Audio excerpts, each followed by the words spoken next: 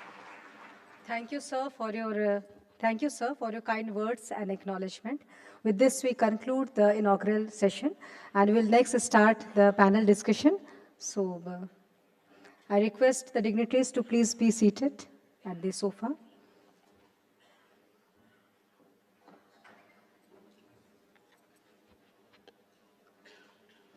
We will next have the session on panel discussions. So please be seated.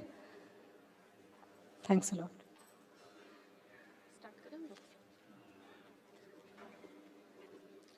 Good afternoon, ladies and gentlemen.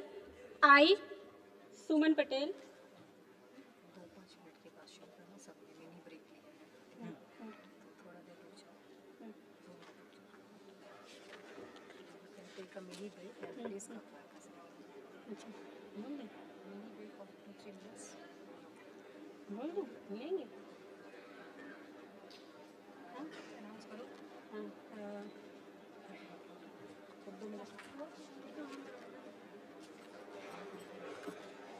We will soon be starting our panel discussion. So I request the participants to please settle down. And if you want to take a mini break and refresh yourself, please come fast as we will soon be beginning. Thank you.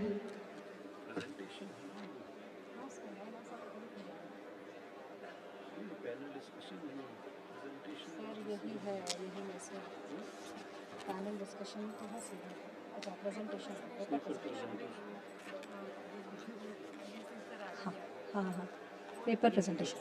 We will have the paper presentation first, followed by the panel discussions.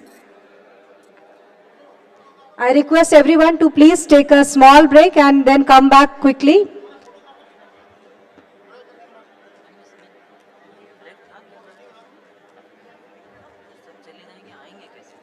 Minute वापस कोई break नहीं था but people are coming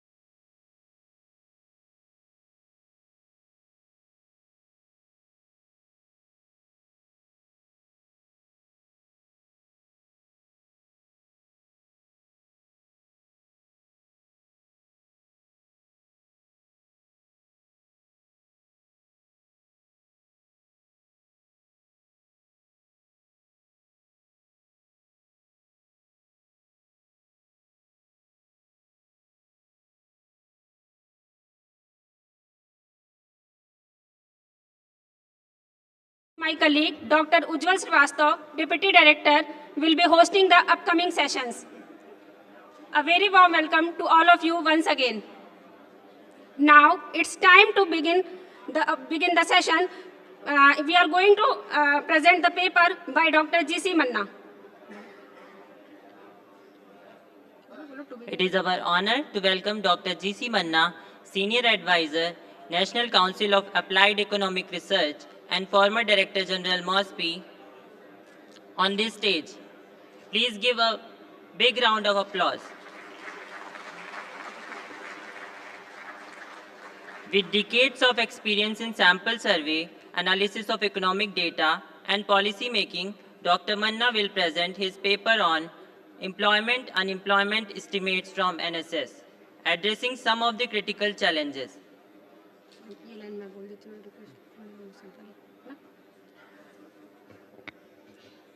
I request Ms. Neelam Bassan, Senior Statistical Officer, to welcome Dr. G.C. Manna.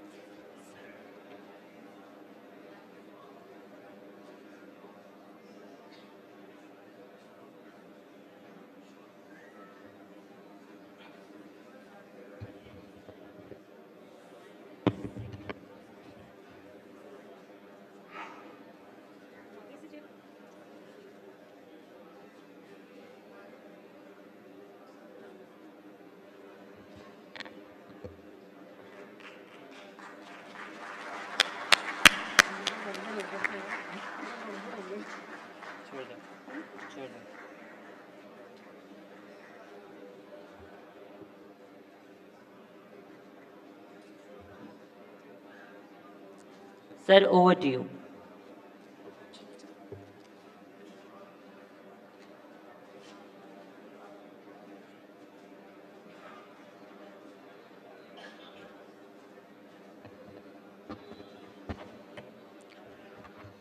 Hello. A very good afternoon to all of you.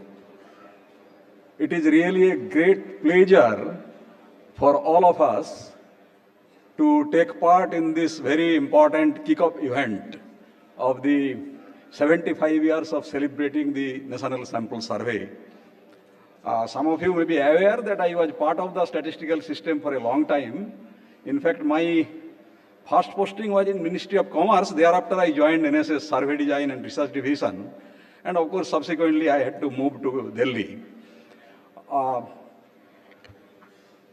NSS has a very rich history, as you know. It started in 1950, and we are today celebrating the 75 years.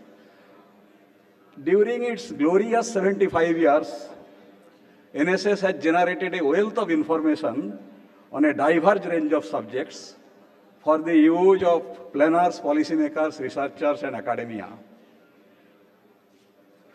I think today I am reminded of a famous saying by Deming.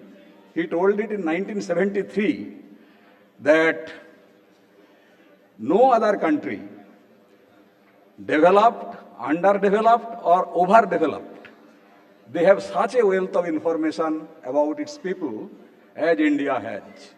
So this is how the NSS can be described in short.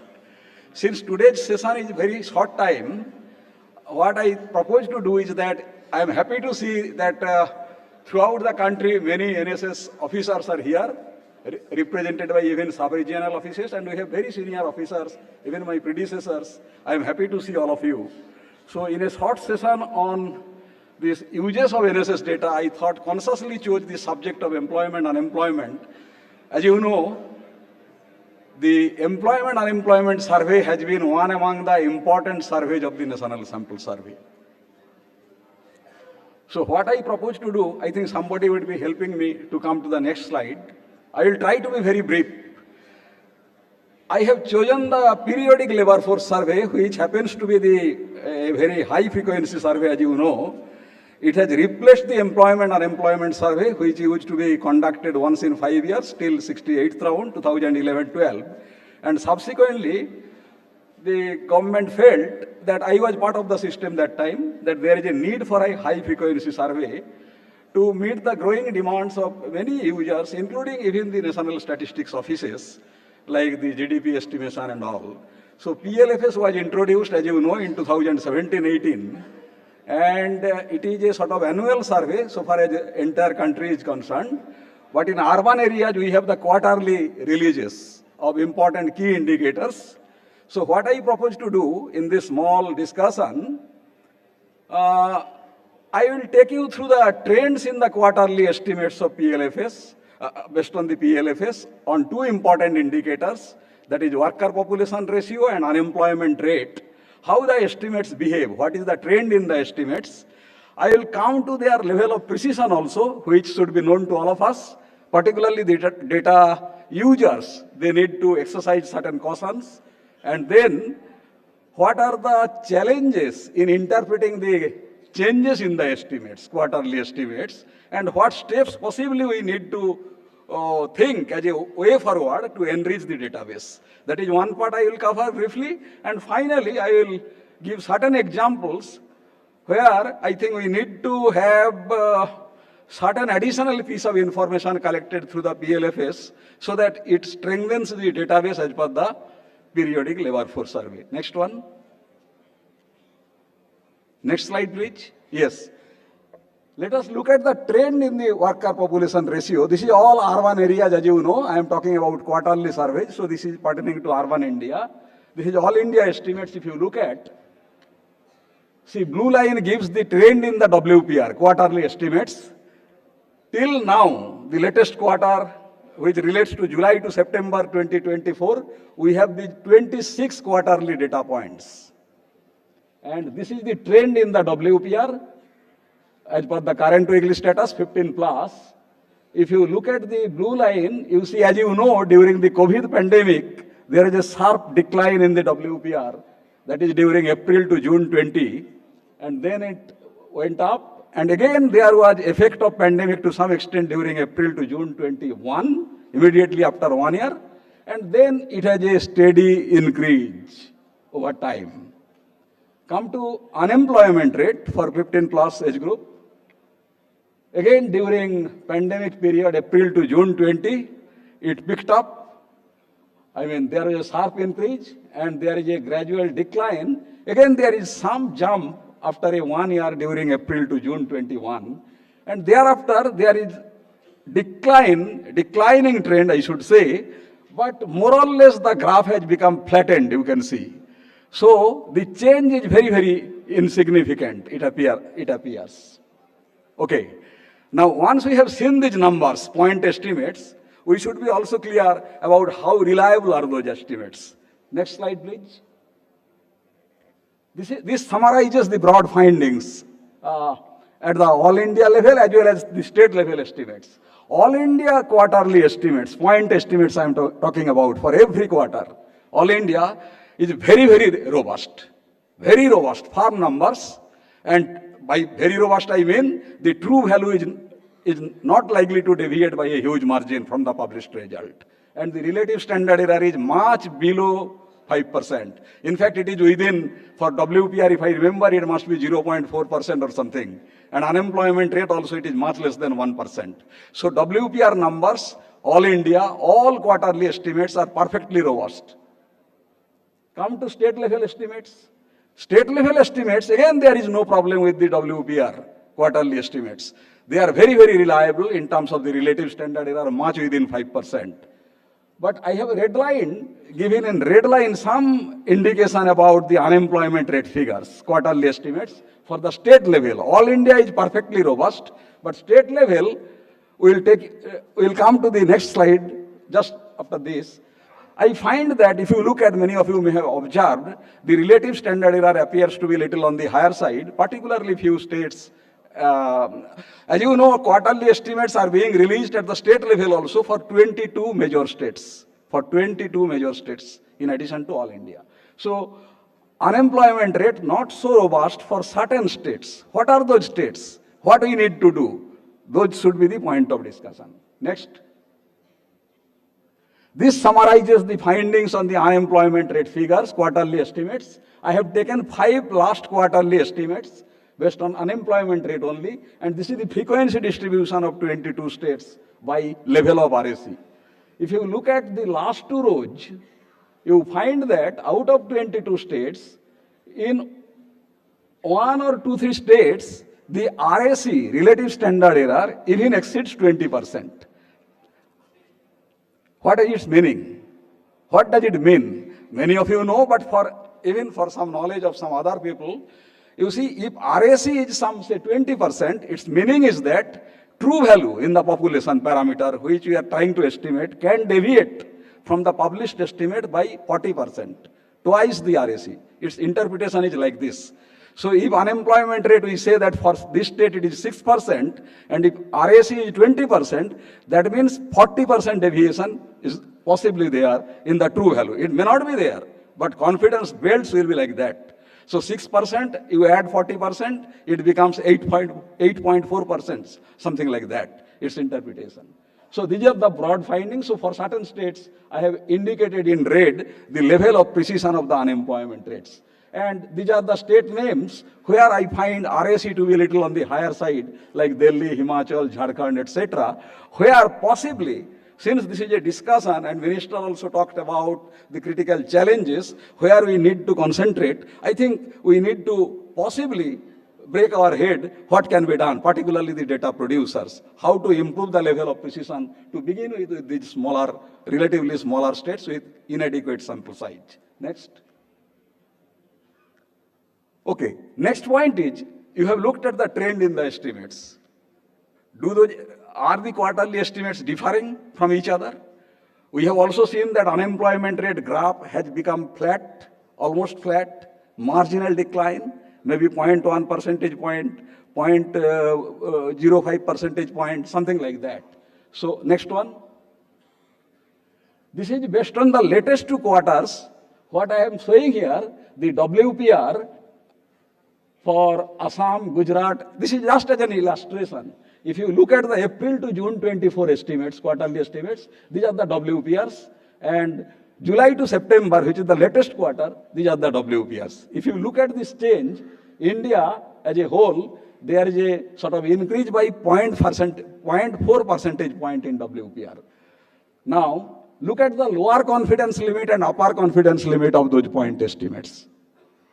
First 2 columns, 95% confidence limit, April to June 24. Next 2 columns, 95% confidence limit for July to September 24. Interestingly, you will see that there is an overlap in the confidence belt.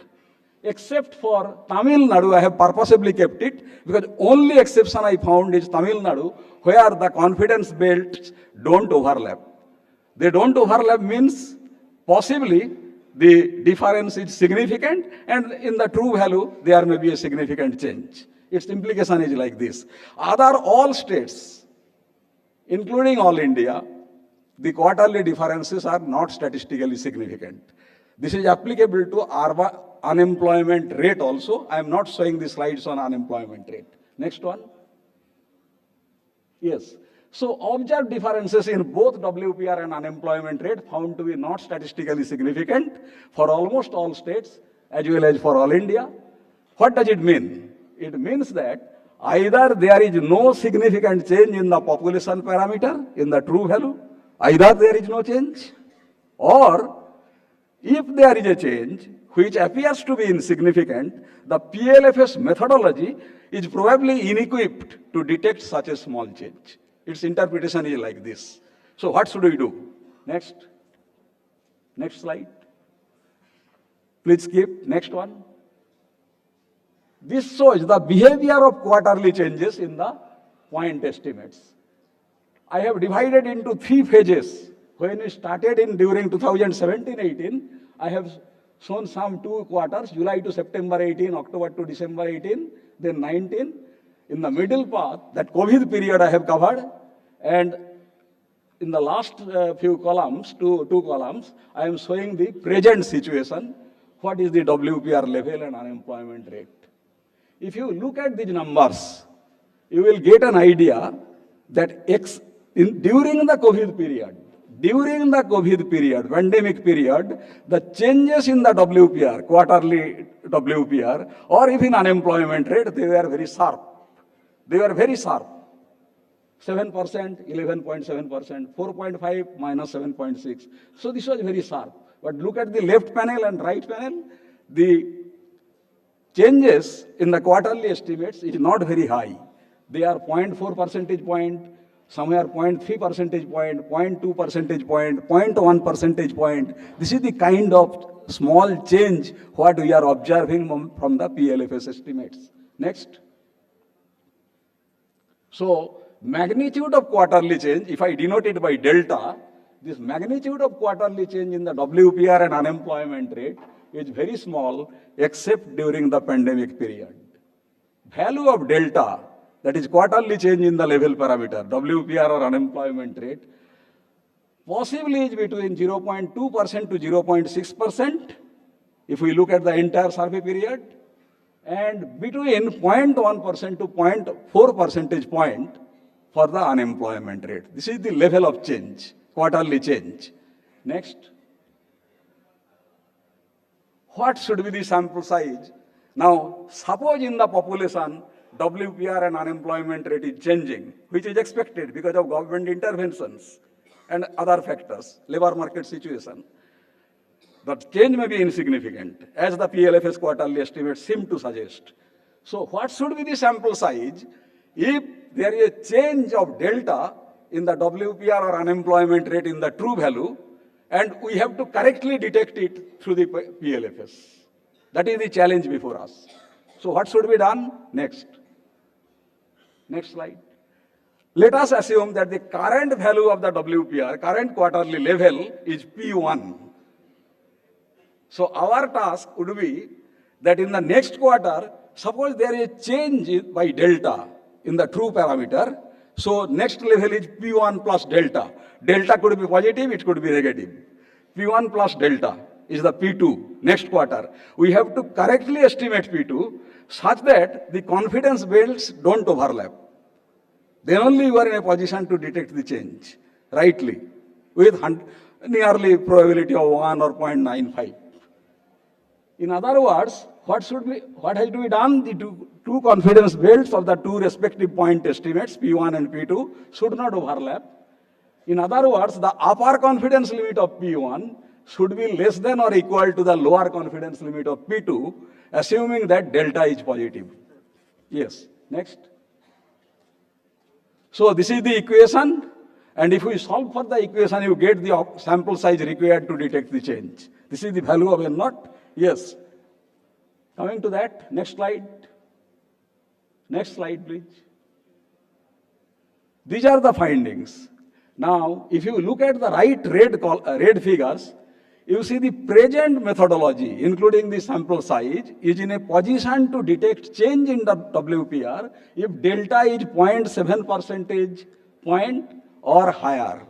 But for a smaller change, your N naught is so large that N naught by N is becoming positive. This is all India figure. And for unemployment rate, delta has to be 0.4 or higher, but unfortunately, what we see now is much smaller. Delta is much smaller. So that's all. And then come to the next slide. State level situation is much more, very problematic. So we have to, the message is that you have to refine the survey methodology, including the sample size. I will stop in a second. Next slide, concluding. As regards the database strengthening, I think PLFS, it is high time that we are talking about gig economy, etc. So some questions on the side to capture the gig economy, to measure, how to identify them.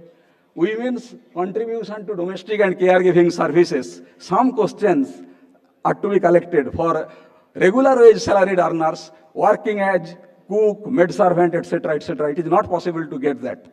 If you get that, then only you can measure the value of the women's services. And I think some questions on the women who are willing to accept work in their household premises and what type of support they require. I will conclude here. Thank you so much.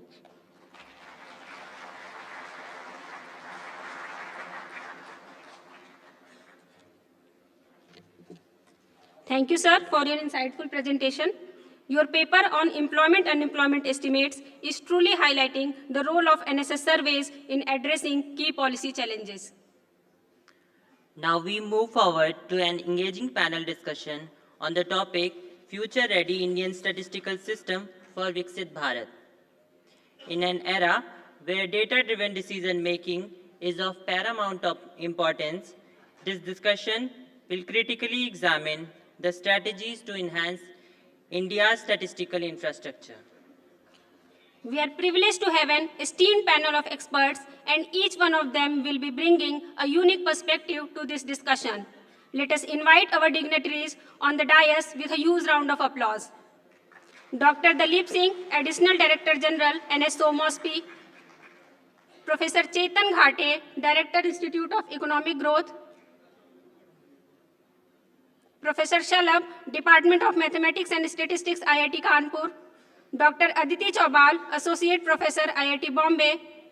Professor Marcin Piotkoski, Program Leader, World Bank.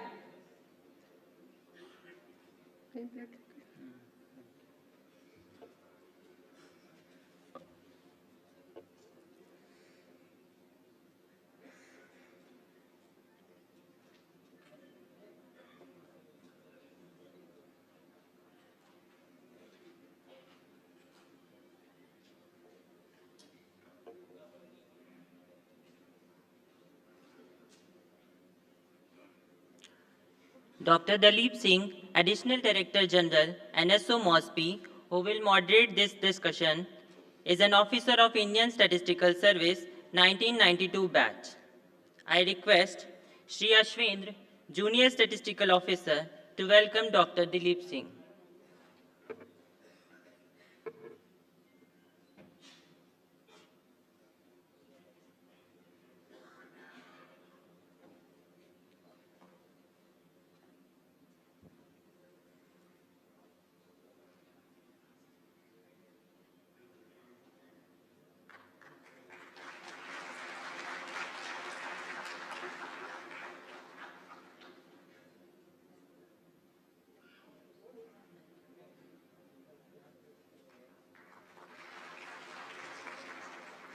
Our esteemed panelist, Professor Chetan Ghate, Director, Institute of Economic Growth, is a renowned economist specialized in macroeconomics and monetary policy.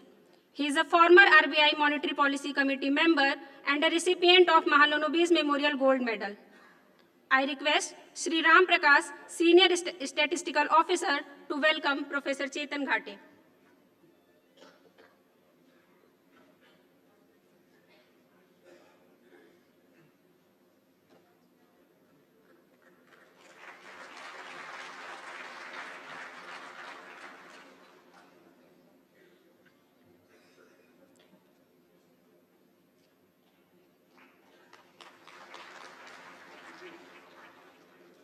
Our next panelist, Professor Shalabh, is serving as a professor, Department of Mathematics and Statistics, IIT Kanpur. Professor Shalabh has held key roles, including Dean of Academic Affairs and JEE Advanced Chairman, where he led its transition to a computer-based exam in 2018.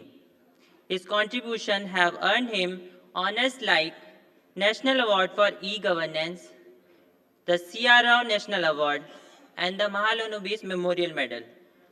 I invite Shri Jitendra Kumar, Senior Statistical Officer, to welcome Professor Shalabh.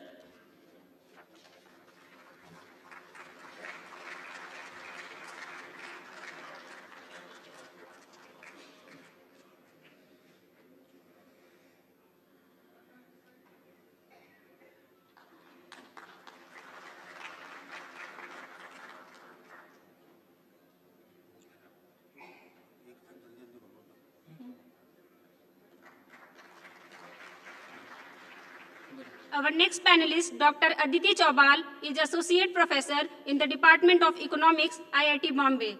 She is expert in nonlinear time series analysis, macroeconomics, and monetary economics.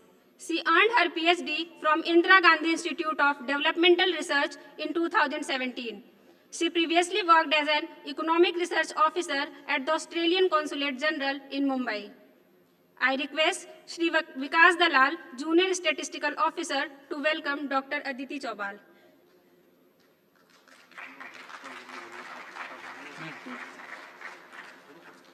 Our next panelist, Professor Marcin Pietkovsky, is Program Leader, Prosperity World Bank.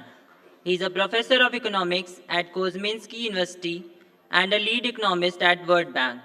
He has held prominent roles, including Chief Economist at PKO BP, the largest bank in Central and Eastern Europe, and the economist at IMF. Now I invite Shri Niret Kurian, Deputy Director, to welcome Professor Marcin Pietkovsky.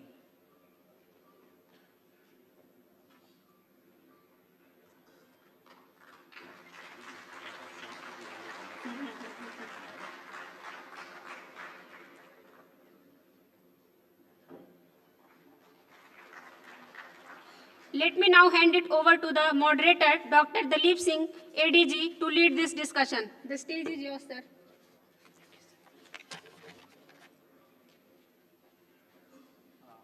Dear friends and colleagues from statistical fraternity,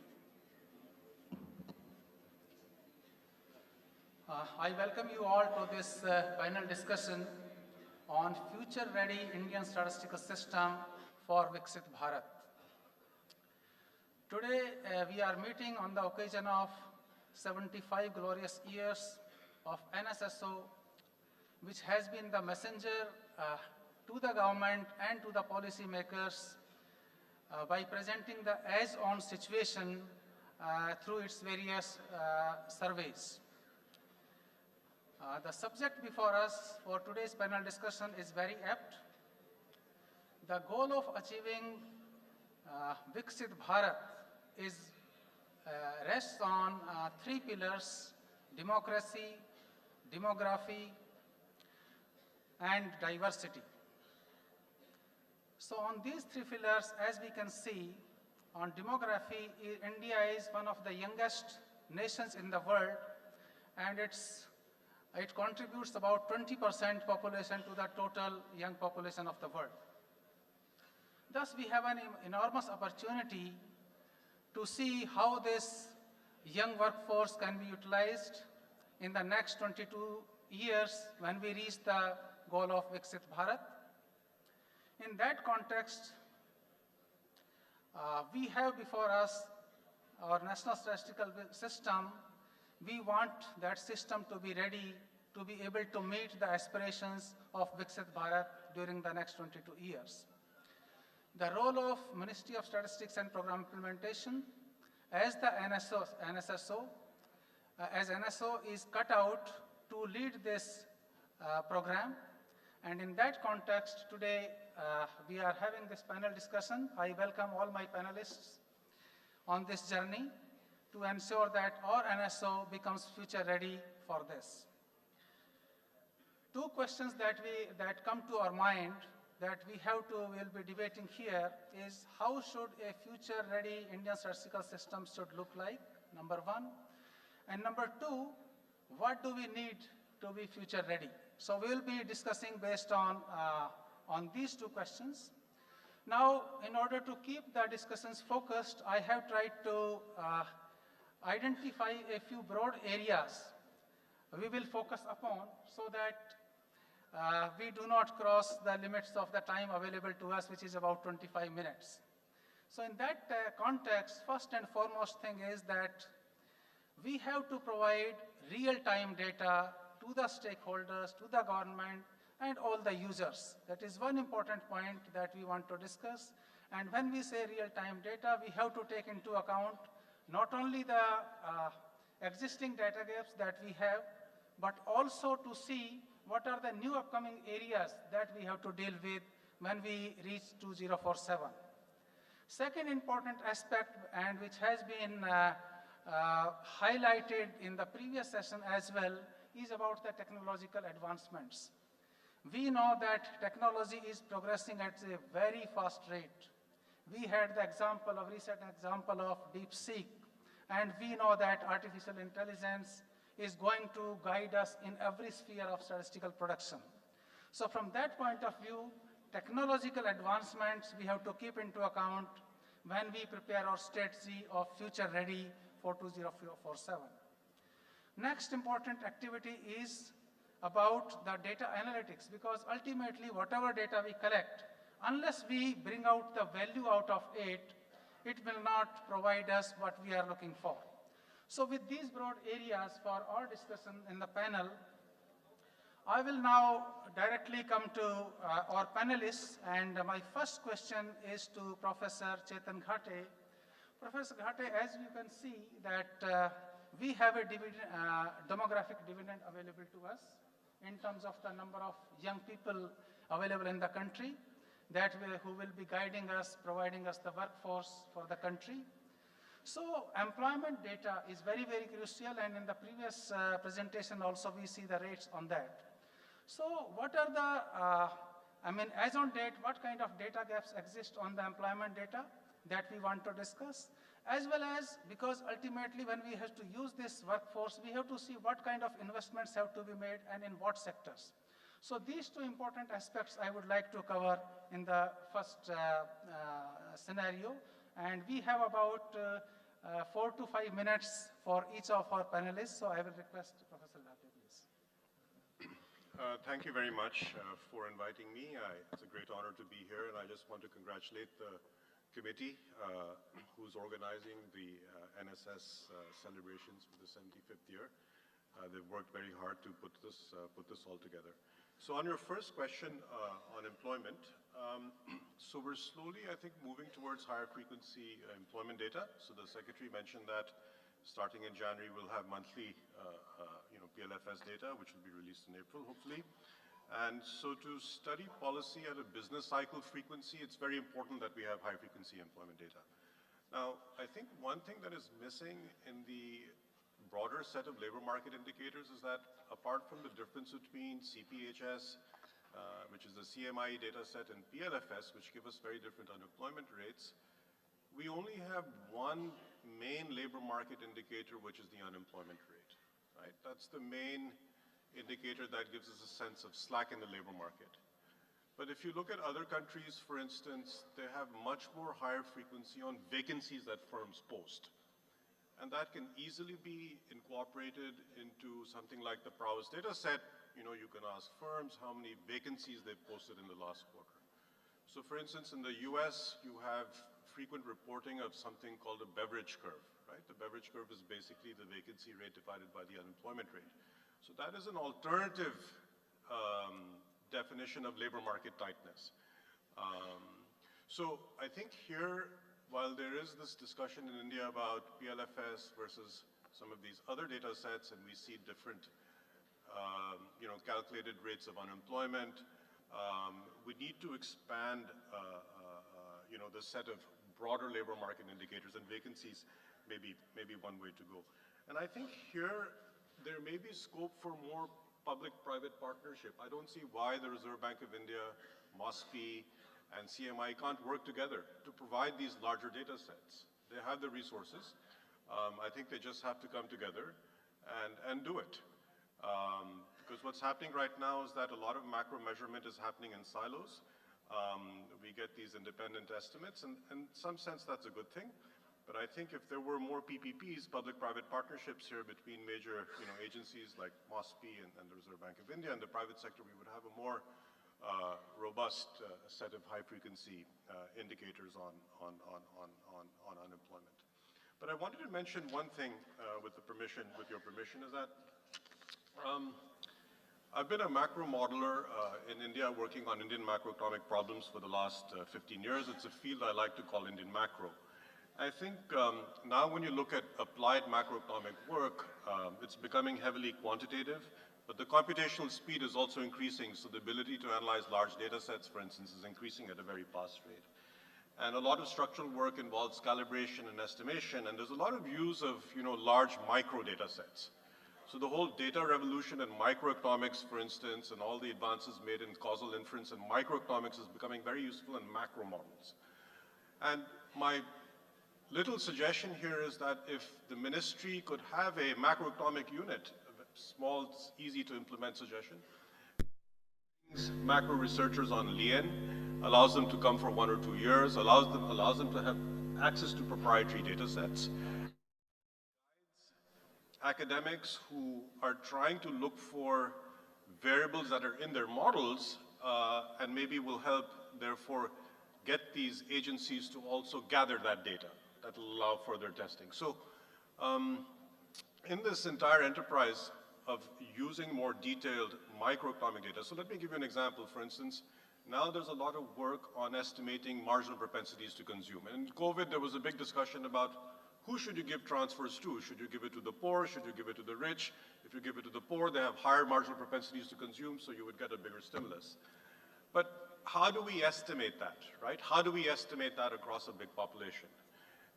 But now in a class of models that are called, these are called HANK models, heterogeneous age and New Keynesian models, there's a lot of work now done trying to estimate marginal propensities to consume across the diverse, you were talking about diversity, across the diverse population. So large administrative data sets, the advances in applied microeconomics, the micro data revolution is slowly filtering into macro. And all that capacity should improve structural macro estimation. So your earlier point about employment and unemployment data is very important, but also just getting, I think, just a broader think about how policymakers and academics can be more part of the statistical survey process would be a good addition. Thank you. Thank you. Now we come to the next important area, that is about technology. We have seen in the previous session also that ultimately it boils down to technology, technology, and technology. That is the situation we are in. So in that context, I will have a question for Dr. Salab, that in view of the fact that our focus in country has been on collection of information through surveys, censuses, and administrative registers. But over a period of time, we find that collecting data in itself in rural areas as well as urban areas is becoming much more difficult, because the kind of attention we require from the respondent is not forthcoming. So is it that ultimately we have to go in ways so that we have to find alternative solutions to data collection which can replace some of the in-person surveys? So I would request your thoughts on that. Yeah. Thank you very much, and I would like to give my best wishes on the 75th year of this NSS celebrations. And yeah, in the last 75 years, NSSO and MOSPI has helped the India in becoming a rising India. And in the next 25 years, instead of statistics, data science is going to help MOSPI in becoming the Viksit Bharat. My profession at IIT Kanpur gives me challenges every day that my students have to be ready for the country. So that is why we do not have that much time to convert ourselves from statistician to a data scientist. So I'm not a data scientist, but I am a converted data scientist. I was trained as a statistician, but now my job requirements are that I have to convert myself. Now, my simple question to all of you is that when we are not no more going to book our train ticket to the railway station, when we are not going to the travel agents to book our air tickets, why are we going for the in-person surveys? That is the challenge, or that is the question to all the people involved in the MOSPI. And I'm not saying only the question, but these automated surveys, this is a possibility. The only thing is this: we have to think, and then we have to think in a different way so that we can collect the same information on the similar variables which can give us a proper information. One of the recent example is that your TSA, the Ministry of Tourism is asking us to conduct the TSA in an automated way. And we have developed in the last couple of months in which we are able to replicate the results of the TSA without going in person to any data collection. But that was a small experiment, And yes, as a professor, we don't know about TSA, but we have understood and then we have done. But definitely, you people are the best people who understand the data of the country, policies for the country, and this data science is going to play a very important role. The data science-based technology-enabled sample surveys, they are the future of the country. And this is the time when you have to think, you have to take the help of data scientists in different academic institutions. You have to give the, you need to have the partnership with them. And then you need to be open to accept the challenges and the transformation. I think in the last couple of months, or say 1 year at least, I have seen a very big change in the MOSIP, the way they are trying to coordinate with the academic institutions. I'm sure that this job is doable, right? So we have to think that how the alternative data sources can be available. And I can tell you one thing in one line: yes, such variables are available, such data sets are available through this internet surfing, internet data, online data. We are generating a lot of data, but we are not using the data. And this data is going to help us in the policy formulation. For example, I can give you one example, this CPGrams portal. CPGrams portal, couple of years back, now 4 or 5 years back, we had embedded the AI, ML and data science tool, which are perfectly based only on pure statistics, principal component, cluster analysis, etc. But they are helping the this DRPG in reducing the time for the grievance redressal from, say, several months to only 21 days now, with a complete tracking. So the similar type of technology and similar types of ideas can be implemented in the sample surveys also. And they are, and now this CPGrams portal, if you want to experiment, you can make a complaint, and within 3 weeks, you will get a response. And if you don't give a response, then there are some questions which are raised. So that was developed only by IIT Kanpur, by me and my team. And so this is a real life example of using NSSO data for the policy preparation for the e-governance also. And yes, we have to come up with some type of new gadgets, new survey technology, new methodologies which can replace the older methodology. But the main thing is this, which is my request to everybody in this ministry, that we have to change our mindset, we have to open our mind, and we need to welcome the new ideas. And I have here a generation of the older people and these elder people and, say, younger people. I would invite all the younger people to get trained into this data science. Try to restore your future such that the country can progress. And after 25 years, we will be once again here to celebrate the day for Viksit Bharat. Thank you very much. Thank you, Dr. Salar. My next question will be to Ms. Aditi Chaubal. As you know, we have been using a number of alternative sources of data wherever available. One of the important examples, if I can quote, is in the Ministry of Agriculture, where remote sensing is being used for providing estimates of area and production of various crops. So in the same light, what are the other areas? For example, are there other important areas where use of this AI ML technologies can be envisaged, and what are the specific benefits in terms of maybe real-time data collection, as well as in terms of predictive modeling? What are your thoughts on this? Thank you. Thank you so much, sir. First, at the outset, I would like to congratulate NSS on its completion of 75 years. And I would also like to thank NSS and MOSPI for inviting me here for this celebration. To answer your question, sir, yes, the biggest application which we have seen with respect to AI is with respect to the aerial image processing, which has been taking place across the world. We can also see its applications in other land use cases, such as surface water levels, to map those. That is also a concern from the climate change perspective. On the other hand, we can also have the crop zone area as well as forest areas which are tracked alongside the same applications. These tools have a lot of applicability. They are also being used at different stages across research as well in order to understand whether urbanization, for example, how are cities urbanizing beyond the typical borders of their existing cities? How are villages changing? How are some of the land masses essentially changing in terms of when they are spreading? So in order to track urbanization, that would be another example as well. There is just one limitation in terms of the data collection perspective, because most of this is remote sensing.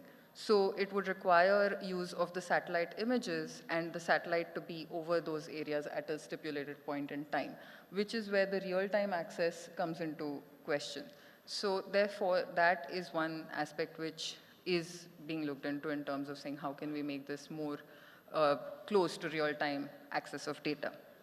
So these tools which rely on data which is actually used to train these models and teach them what they are supposed to be looking for are extremely useful. In fact, it has also been mentioned this morning that they are being used by other countries as well for the specific purpose of collection of data and then analyzing it further. However, what needs to be also taken into account is the utility of some of these tools. As of now, they're being used for image processing. There is the application and applicability of these methods also for predictability analysis in terms of data analysis. So if you were to look at the determinants of what was driving, say for example, consumer expenditure, you could use some of these tools. However, the utility depends on the technical aspect of data itself. Whether you are using qualitative data which is being used or quantitative data, the tool is then determined accordingly. Therefore, knowledge of the tools before and then also therefore, prior to knowledge of the tool, knowledge of the data is what is extremely important in order to then use these tools effectively in the future. And these tools are not going away, they are our future. So therefore, and they will increase our efficiency and accuracy as well as timeliness in terms of improving the frequency at which we are collecting this data and then being able to process it. So these tools are the future. However, just the opposite side of it is we need to be aware of how it can be misused in terms of, or how it can actually be taken in another way in terms of saying that, am I using the correct tool for making these predictions? Is it the absolutely correct tool? For example, if you were talking about a learning tool which is giving you almost 100% accuracy, then the data with certain population parameters can actually be taught to this model in order to generate that data. So therefore, we need to be mindful of some of those lacuna with these futuristic AI and ML models as well. And what I would like to end by saying is that data is therefore the new currency in the world. And India's data is responsible for the largest economy's data. So we are responsible for that largest currency in the world. So that's the future that we are looking at and moving towards, and therefore using all the modern tools and techniques efficiently but also judiciously is the future that we're moving towards. Thank you. If I can have a follow-up question on this, because use of AI, ML technology is going to be, whether we like it or not, this is going to be the one thing that everybody will try to use. But there are issues that now that DeepSeek has come, and there are a number of issues which have been raised about the transparency part of it or the bias part of it. So how are we going to deal with such cases? Do you have any suggestions or thoughts on that? So this is where I would say that I would not remove the human element at all. We need the checks and balances. So on one hand, if I say that we need to trust the data which is coming from the surveys, on the other hand, we also need to be able to question it, especially if it is being collected through some of these advanced tools. Because only by questioning it will we be able to use it in a more effective manner and put the checks and balances in place, because we're all learning at the same time in terms of coming up with some of these procedures as well. So therefore, it is not going to be completely devoid of the human element. Thank you. Next, we come to another important area, which is about data analytics. As we know that whatever data is available to us, we have to use technology so that whatever insights we want to make out of that data, that should be again in real time. And that's the next question that I have for Mr. Marcin Piatkowski, for your views on data analytics and use of technology for future-ready NSOs. Over to you, sir. Sure. Thank you so much, and good afternoon to everyone. A great pleasure and honor and a privilege to be here. Program leader, it means that I coordinate 4 World Bank departments at the World Bank in India, 4 departments, macroeconomics, private and financial sector development, institutions, and poverty and statistics. So I'm speaking today on behalf of the 4th department, which actually has been working with the national, with MOSPI and with the national authorities for decades now, and we are privileged to have this opportunity to have collaborated from the very beginning on improving the statistical systems in India, and we look forward to doing the same in the future. Before I specifically answer the chair's question, I want to quickly say how we as the bank imagine the future of statistics and data. And if you allow me, I want to use a flamboyant example taking from the Hollywood movie Minority Report. It's a movie with Tom Cruise where they predict crimes based on real-time data coming up from all kinds of sources. And I think this is an image of the future that could be relevant to policymakers around the world and in India, because ultimately what we want all the policymakers to have is to have real-time data that would provide them with the feedback they need to take decisions on when to invest marginal public resources, where to maximize efforts and impact, and where to motivate and mobilize all the administration to actually move together towards the Viksit Bharat 2047 vision. And on the data analytics, I think the COVID, we all know this already, the COVID has been the big break. We suddenly discovered that when the statistical offices, for various reasons, cannot function fully, that there's all these other alternative sources of data. Some of them we already discussed in this panel: credit card data, air traffic data, hotel and restaurant bookings, traffic sensors, social media data. And I think this is exactly the future. I think with the use of AI, with the predictive analytics, I think the future of all statistical offices, including in India, is really trying to figure out how we can increasingly use the humongous mountain of data that is available, particularly for the largest country in the world, to actually inform policymakers. So the chief ministers, prime minister, and all the key decision makers in the country can take decisions based on the available evidence. Now, from a global perspective, and before I came to India, which happened in October, I actually worked on China for the last 7 years and a number of other countries in Asia. And one thing I can say, India is very developed in terms of its statistical advancement, but also in terms of its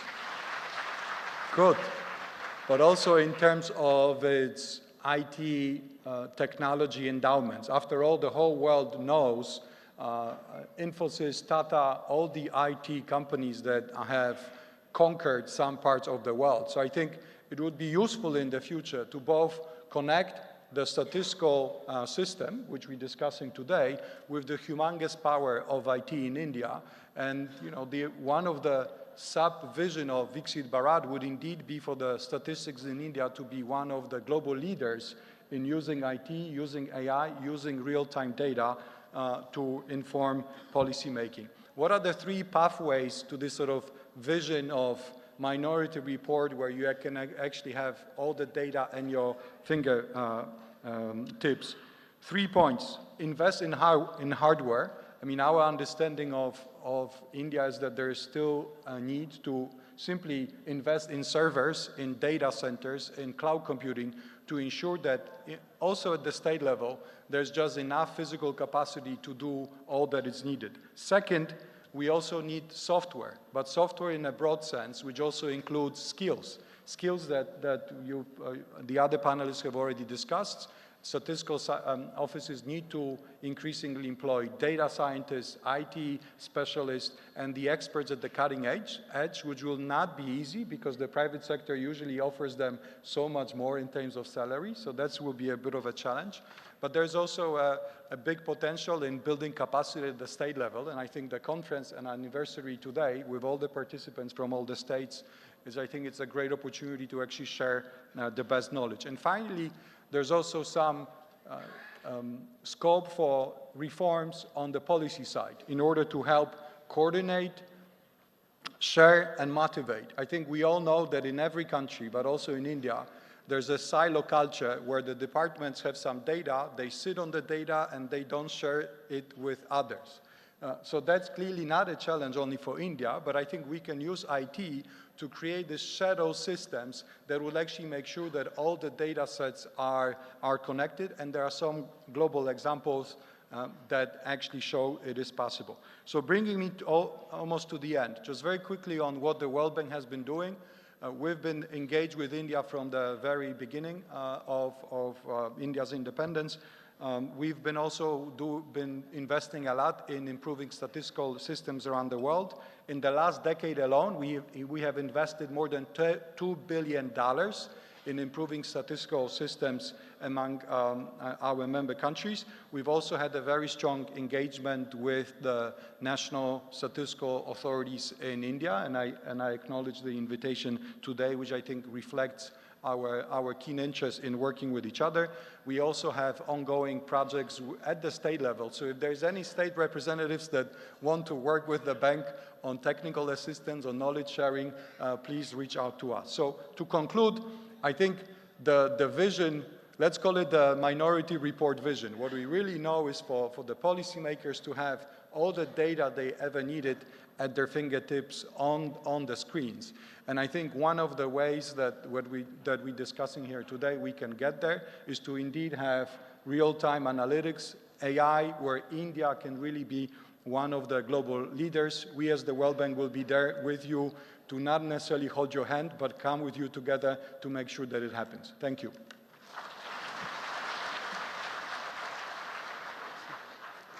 So thank you for your very valuable suggestions. Now we have another 2-3 minutes, and maybe we'll just very open question kind of thing, and about which Mr. Yatkowski has already mentioned. That is about the data silos and interoperability of the data. So maybe we can have a quick word from Professor Ghate about how should we, in India we are already trying to do a lot of things by interacting with various ministries to to enable the data to talk with each other. So in that context, if you have any suggestions, final thoughts. Yeah, thank you for that question. Apart from the kind of obvious suggestion that the ministry should continuously engage with academics, and one suggestion that was given to me earlier on was that the Reserve Bank of India, for instance, has DRG studies, so MOSPI could also have DRG studies, something similar. I think the next speaker may talk about that a little bit. But that could be one way to get academic work coming out of data sets. So going back to this earlier point I made about vacancy. So for instance, if I want to see what unemployment or labor market indicators look like, I have to go to a proprietary data set like Naukri.com. I have to know somebody there. Either they have to trust me to give it to me, and on the basis of that data, I can then say something about vacancy rates, but in an urban setup. So I think what's needed here is just far more discussion between academics who are researchers, the ministry. Let me give you another example. So for instance, in India, at least I see this as a little bit of a puzzle, is that if we plot our investment GDP ratio rates, if we look at nominal versus real, there's a 2 percentage point difference. Now, it's real investment to real GDP is about 34.8, nominal is about 32%. 34.8 would suggest that investment rates are quite high, and there's, we can't raise investment rates more than that to raise growth.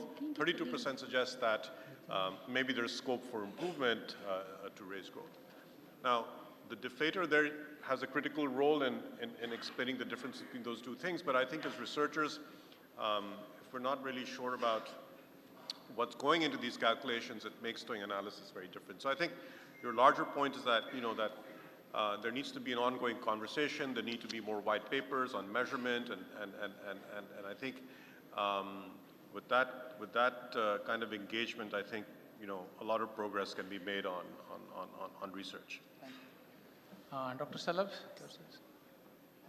Yeah, in fact, I am happy to tell you, all of you, that this process has already started.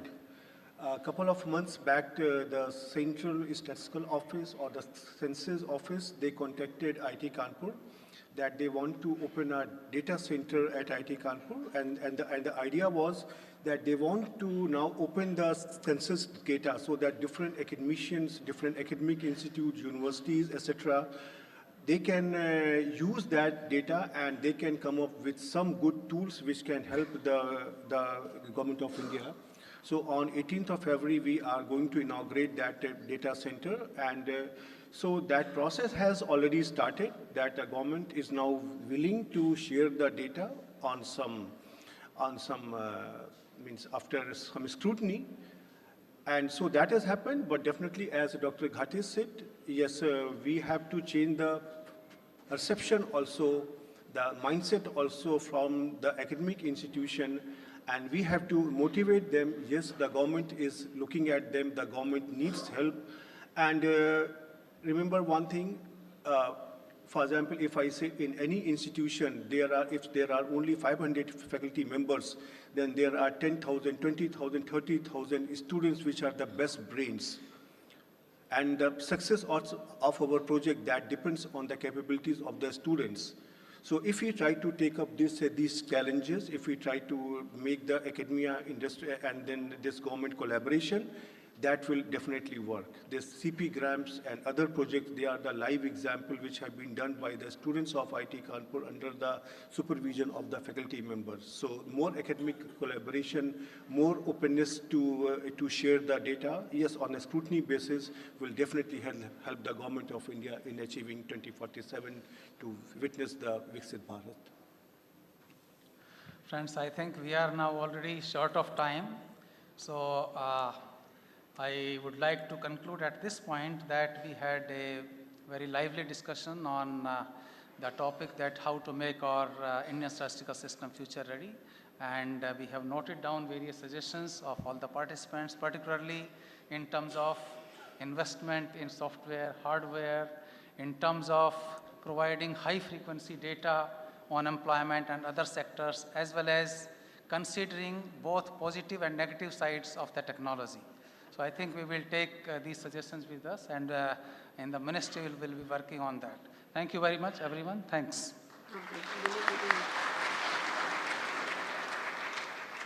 Thank you, Dalip sir, and all our esteemed panelists for their valuable perspectives.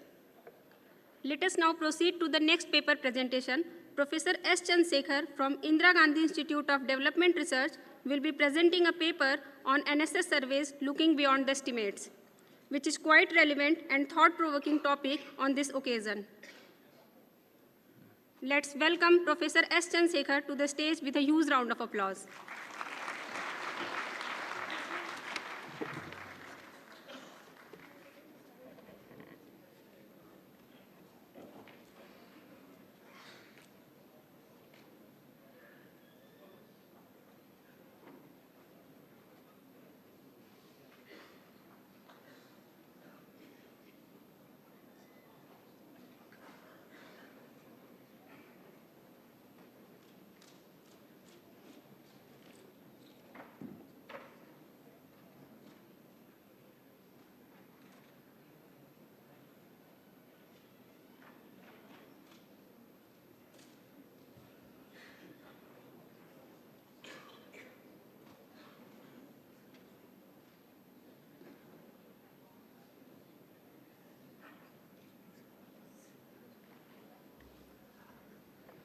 Thank you very much. It's an honor and a privilege to be part of this celebratory event. We've spoken a lot about estimates. And I want to talk a little bit about how in the last 25 years, NSS has actually shaped the narrative. Okay, can I have the next slide? By the way, can you just go back? So this is the nice Twitter image that was posted by the NSC member Asit Sadhu for the June 29, 2024. He posts every day on Twitter. And there's a nice thing on the, this is a very nice thing about data and decision that I thought I should highlight. So statisticians are indeed creative. Next slide. I'm going to skip this. This has been said. Next slide. Okay. So has NSS data contributed? Everybody talks about poverty. But I'm going to tell you that NSS has done amazing stuff in terms of having a conversation backed by data, and it's actually shaped policy making. Next. So, poverty line anchored to calories. So this is basically a search that I did on Google Scholar. Now look at how the narrative on NSS calorie in India changed. 91, 2000, 267 citations. This is not only analysis of NSS data. There's been a reference to NSS data, okay? It goes up to 626, further to 746, further to 840. So NSS did shape the conversation on calorie intake in India. Now look at the debate on PDS. The number of citations goes from 255 to 847 to 951 to 1130. And then it's gone down now. Now with the release of the next round of data, I expect more discussion around the calorie intake and the public distribution system. And there have been amazing brains who have actually worked on this issue. Himanshu is here. Himanshu has written extensively with Abhijit Sen. Jean Drees and Ritika Khera have written about the public distribution system. Angus Deaton spent quite a bit of time working with the NSS data. So have Martin Revalian, Rinku Murgai, Gaurav. So a lot of scholars have actually worked with it. Now look at something like inclusive growth. Suddenly inclusive growth starts getting important from 2004-05 onwards. And then NSS data becomes very, very central to the discussion on inclusive growth. Okay? There's always been a discussion on unemployment with NSS data. Okay? So the point is, at least on the calorie debate and the public distribution system debate, I think NSS data really made a huge, huge difference. And we keep talking about administrative data. It's not that the people did not look at the administrative data. It was both NSS data and administrative data which compelled the state governments to actually improve the PDS. If NSS data had not been there, I don't think there would have been evidence base. Next. Actually, this LFPR is my favorite thing which I actually found. You know, it looks like we never discussed labor force participation rate before 2010. What happened? 2011-12 data came out, and then we showed that between 2004-05 and 2011-12, India's economic growth happened, but female labor force participation declined or did not go up. And then, had it not been for NSS data, we wouldn't have even recognized what were the patterns. And then you see an explosion in the terms of the literature in this area. Increasing work is happening with the periodic labor force survey. OOP is out-of-pocket expenditure. NSS started doing these surveys every 5 years, started informing us that, look, households do incur considerable out-of-pocket expenditure on health. And that's how the discussion actually went. And right to education. Yes, right to education didn't happen soon, it happened very late. But the moment this education survey started coming, there are two things. ASER data will tell you about learning, quality, etc. But NSS data also told you that people actually spend a lot of money even if you went to a government school. So you need the survey data. So my basic point is NSS data actually has shaped a lot of the policy discourse just beyond poverty. Okay, next. Now that's by way of Google citations. Oh, by the way, the watershed year was 1999. I went to the IGIDR library and found out that we spent 55,000 rupees in June 1999 buying all the data. Okay? So that's why, you know, once the unit level data became actually available, there was actually research and it actually informed the policy discourse. Now, I want to talk about three important committees. 2003 NSS Situation Assessment of Agricultural Households comes out. It shows that actually people are borrowing from money lenders, You actually have the Radhakrishna Committee, he was the former IGIDR director, talking about agriculture indebtedness. So the 2003 survey, in my opinion, played a very important role. Have we solved the problem? No. But have we made progress? Answer is yes. And who is showing us the mirror? NSS surveys. Second, the Kannan Committee on Unorganized Workers. That also came basically from the 2004-5 and 2000, showing that, look, the working conditions of the people in the unorganized sector, lack of social security benefits, etc.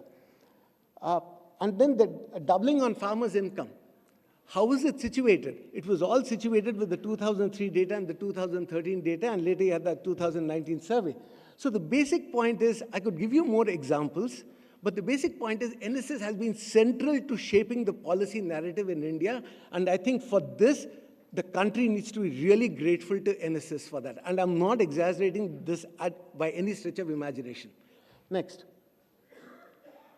Now, this is a nice graphic from The Economist, which basically says that every statistical agency in every country is actually struggling.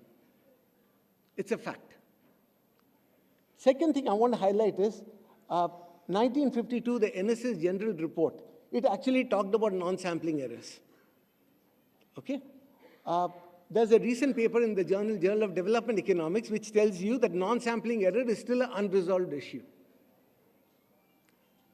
There have been changes in the HCES 2022, 23, 23, 24. It needs more analysis. Now, Chetan talked about actually having a macroeconomics unit. I think we need a very formal system of collaboration between academics and the MOSPI. Maybe earlier it was situated within ISI, the whole thing was different, but how do we basically get this back? So in that sense, I think like all aspects related to sampling methodology really need to be thought through. And let's not criticize the NSS for the non-sampling error part of it. I'm showing you that Mahalanobis wrote about it in 1952. A leading economics journal also talks about it in 2023. Next slide. And this is my last thing. This is again from Mr. Sadhu's Twitter feed. I think every day is Statistics Day.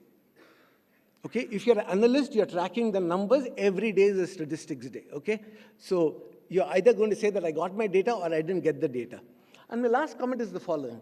Good data helps overcome policy paralysis. I mean, people say it helps policy formulation, but I'm going to say it helps overcome policy paralysis. We wouldn't have known what to do with PDS, making state governments accountable and the whole work. So in that sense, it's very, very important. So good data actually shapes the narrative. Now, I am slightly concerned with the tilt towards administrative data, because administrative data does a good job of telling you outlay and coverage. So the PDS debate, and Himanshu will agree with this, there was administrative data and we needed the survey data to actually tell a coherent story. So if you want to know something about access, availability, affordability, and impact, there is no substitute but to actually do a survey. So in that sense, I'm not saying that administrative data is not important. I'm not saying alternative data is not important. But I'm just saying that, look, we need to strike the right balance between the survey data on one hand and administrative data and the alternate data on the other. And when I was asked to present the paper, I really thought that I should, I mean, for the last 25 years, many of us have been working with the NSS data. Abhiru's been working for 25 years, Himanshu for a little bit longer. I think we've been part of this process of this data dissemination, which allowed us to work with the data and ask some interesting questions. And for this, I think I speak for all academics in India. A big thank you to the NSS folks. Thank you.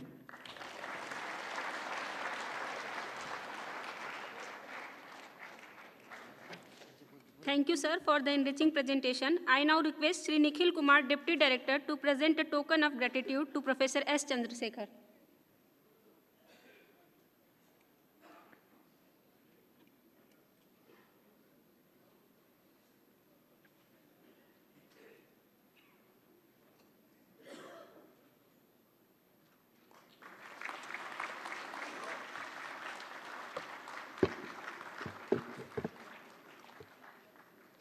We now turn our focus to an exciting and forward-looking panel discussion on leveraging alternate data sources in the National Statistical System and the role of National Statistical System in shaping economic growth policies. We are honored to have a distinguished set of panelists joining us for this session. Let us invite the dignitaries on the dais with a huge round of applause. Shri Praveen Srivastava, former Secretary MOSPI and Chief Statistician of India. Ms. Debjani Ghosh, Distinguished Fellow, Niti Aayog. Dr. Ashish Kumar, former Director General, MOSPI. Dr. Himanshu, Associate Professor, Jawaharlal Nehru University. Professor Abhirup Mukhopadhyay, ISI Delhi. And Dr. Rajesh Shukla, MD and CEO of Price. Shri Praveen Srivastava, the moderator of this panel discussion, is a retired officer of Indian Statistical Service 1983 batch. He has served as Secretary MOSPI cum Chief Statistician of India during October 2018 to August 2020. I request Shri Atul Kumar Sharma, Director, to welcome Shri Praveen Srivastava.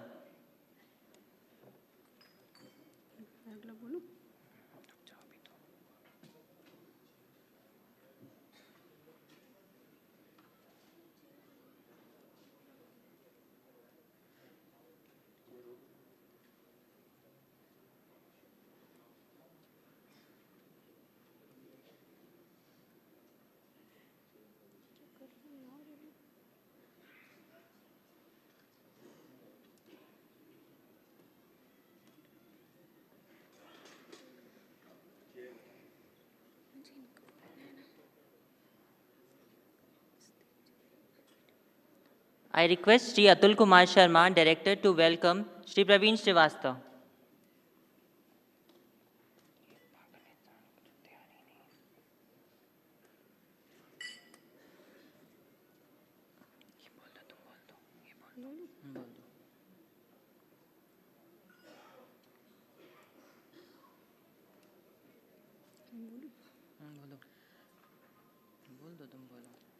Ms. Debjani Ghosh, our esteemed panelist, is a distinguished leader in India's technology sector.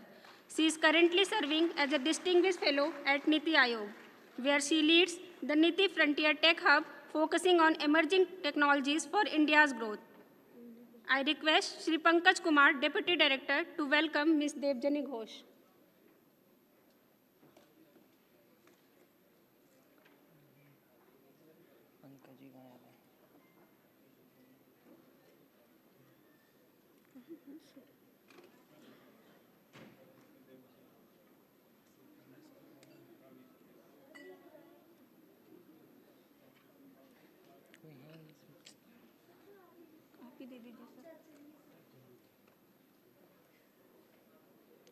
Our next panelist, Dr. Ashish Kumar, is a retired officer from Indian Statistical Service.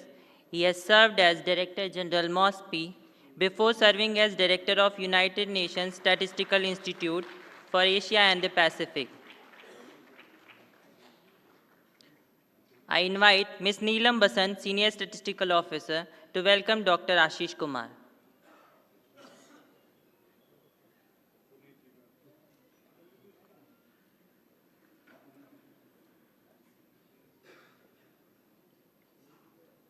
Our next panelist, Dr. Himanshu, is an Associate Professor at JNU Center for Economic Studies and Planning. His research focuses on poverty, inequality, employment, and development economics. I now request Shri Puneet Srivastava, Assistant Director, to welcome Dr. Himanshu.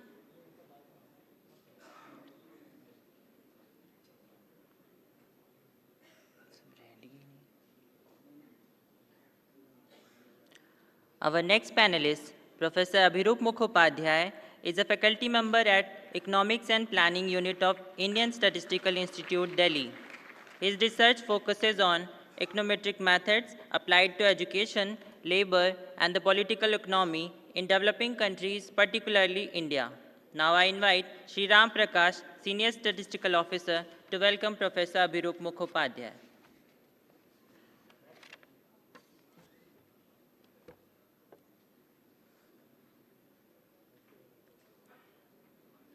Our next panelist, Dr. Rajesh Shukla, is serving as MD and CEO of People Research on India's consumer economy. It is an independent, not-for-profit think tank focused on India's household economy and citizen environment. Prior to leading Price, Dr. Shukla served as Director of NCAR Center for Macro Consumer Research, where he conducted extensive research on India's consumer landscape. I request Sri Jitendra Kumar, Senior Statistical Officer, to welcome Dr. Rajesh Shukla.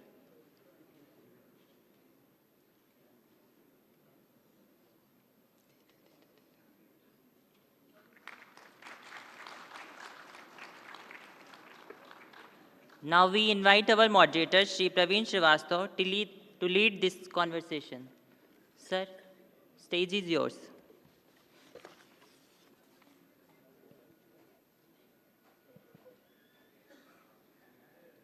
Am I audible? Yeah. So we've had an interesting series of discussions and papers, and it all focuses on the strength of the NSS and how it can improve. We had a glorious past, but to be the best, you have to remain the best, and we continue to get committed to being the best. So we like to hear from the panelists on various issues. We had heard issues about the sampling frame, how we can improve upon it, and how we can interoperate data across different platforms. The fact that you have a lot of administrative data sets available today. We talked about tourism, you having mobility data, you have IRCTC data. You have so many data sets available for the unemployment, employment. You have the EPFO data, NCS data. There's so many data sets already available. It's just a question of how do you make them interoperable, and as you can see in this glass, it's half empty or half full. It depends on what you're measuring.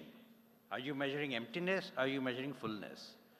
So when we come out with any indicators, we have to be very sure on what we are measuring and what we are not. And once we're clear about that, I think a lot of the confusion can go, but at the same time, convergence of these data sets is important, and how we can do it with complete anonymization. On the one hand, policy implementers, policy framers, they want to ensure that they reach the unreached, that means leave no one behind as per the SDG goals. At the same time, you have data privacy, data confidentiality, so many other issues that will come in when you talk about interoperability. So I'd like to switch the panelist and start from the fifth one first. So Dr. Rajesh, will you like to add a few thoughts on that? Thank you, Praveen. It is actually a pleasure to be here. Let me mention that as topic mentioned the alternative sources of data. Looking at my experience working in the NCAR for 20 years, undertook approximately 23 national level studies on various topics sponsored by the government ministries and department, ranging from the impact evaluation, cross-sectional, even the longitudinal studies. And let me mention that the experience in the NCAR and experience in NSS in some way is different. NSS actually is having, and anyone can just look at the size and how it operates. And when it is institution, it is department. Hardly 10 or 15 people who is controlling entire show. So I just want to add, Praveen, here is from the conceptualization, implementation, analysis, and writing the report, it is actually the pass from the first hand to last hand. The experience is something which is important. Second thing I would like to just add here is which is important looking at alternative data sources. In 2004-05, when we were taking the household income survey, and when it comes to income survey, it is known that the government is not collecting data on the household income. And it is long ago, and there are several committees, 10 or 15 committees constituted, but still NSS is working, and I hope very soon it will be in the somehow. But institution like NCIR, currently I am heading the People Research, India's consumer economy. We have undertaken actually the 3 rounds of income survey in the country. In 2014, 16, 2021, and planning to go in 2025. And let me say that we are not doing in the isolation. We are doing in the, you can say, very much coordination with the expert, and the conceptualization happened when we have hired Dr. N.S. Shastri as advisor to the NCIR. And we have followed the international, and still, like Professor G.C. Banna is also actually the, so it is conceptualized. First thing is how it can be done actually. Second thing is, I would like to also mention that these are the open data sources. It is all micro level data in the public domain. We have actually bring into the public domain for research and analysis.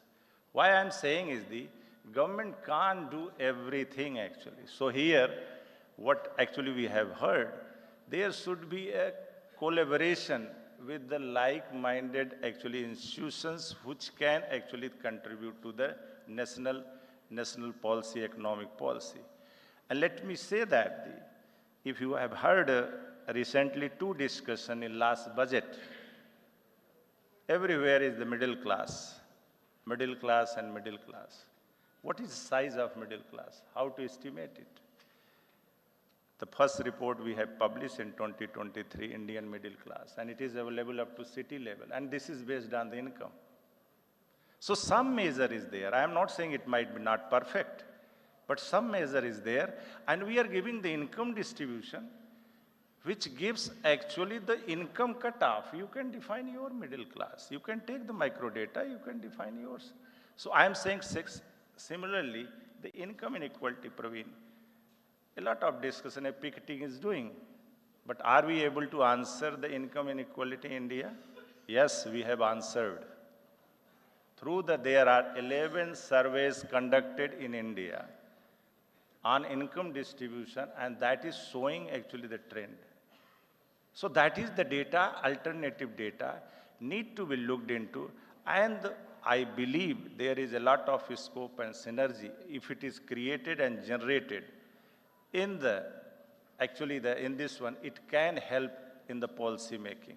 So there, as I totally actually, in the first instance, I would like to just mention this, what we are actually collecting, it is totally sponsored by the private bodies, not a single penny from the government.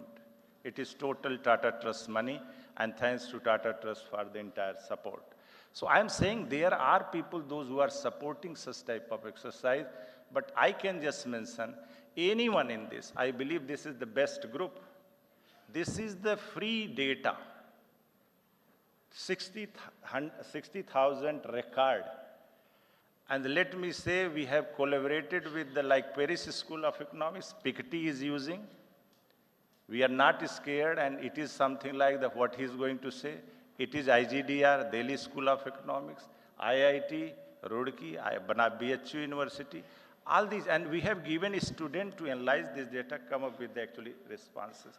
So what I would like to just mention in the first instance is, there is a lot of synergy and there is a lot need to be done, where I believe in the last session, where the research institution and MOSPI come together and do something to achieve the goal of developed Bharat with the proper insight, timely and actionable, actually the insight to take a right decision. Thank you. Thank you, Dr. Rajesh. My next direction would be to Professor Viru. I know you have a lot of research on, but see, one of the challenges that a statistician faces is sometimes the results are not, appetizing enough, and it could challenge the minds of others. So how could you, using technology, be able to prove that what you have collected is what is there in the field? Thank you, Praveen. So first, let me say that it's a pleasure to speak on the 75th anniversary of NSS. So, you know, we kind of gave, at ISI, gave birth, but actually the ministry has, seen it through puberty and now, I guess, middle age. So we want to also come back in helping it. And so to answer your question, Praveen, as I age, I guess, and use more and more of these statistical methods, I realize that, sometimes we are very heady when it comes to statistical methods and when it comes to the volume of data. We almost get, mesmerized by all this and lose track of the fact that in some sense, it is supposed to tell us something, a story, and that we need to be careful when we think about it, right? So one of the ways I think about random sampling, for example, is that everyone has voice, at least ex ante, right? Where, for example, I worry when I use technology, AI methods, and things that people have talked about, is whose data is this? If it's a story, maybe it's a very deep story, but it's a deep story about someone who's on Facebook. Is that everyone in India? Is that, people we should be worrying about, right? So, so while the basis of statistical sampling, random sampling, can be thought of as a statistical kind of method, but actually the basis of it is democracy. Everyone has a voice, every type has a voice, and so when you, as a policymaker, you want to say something, you're talking about India, right? So I think that what we need to do to kind of figure where our results are coming from, what role administrative data can play, what role, AI can play, ML can play, is to somewhere go back and try to ask ourselves, where have we collected this data from? What can we do to make people believe more in the data, right? So let me give you one small example. I think this was about 10 years back when a lot of people started talking about inequality in India. And one of the things you see when you look at consumption inequality in India, it's kind of nothing happens, dead man's ECG, it's a little bit up and down, but really not much to talk about. But then you look around in newspapers, you talk to NGOs, and they're all saying, "Arey, ye kaise ho sakta hai? Arey, aapke paas hi dekho, look at the cars that are going around, look at, and even small cities, you can see rising inequality." It is at that time, I met Professor Pete Lanier, and he said something very interesting. He said, I've been talking to these NGOs, and it's not that they're bluffing. They feel very passionately about this idea that there is rising inequality. Why is it not showing in our data? And he said, one of the things I asked them is, okay, when you're saying inequality is rising, who are you talking about? So you're talking about, so Delhi NGO is talking about Delhi, right? Someone in Hyderabad is talking about Hyderabad. One of the nice things is when you push the data a little more, you realize that actually small cities of India, rural areas are becoming more and more like bigger cities.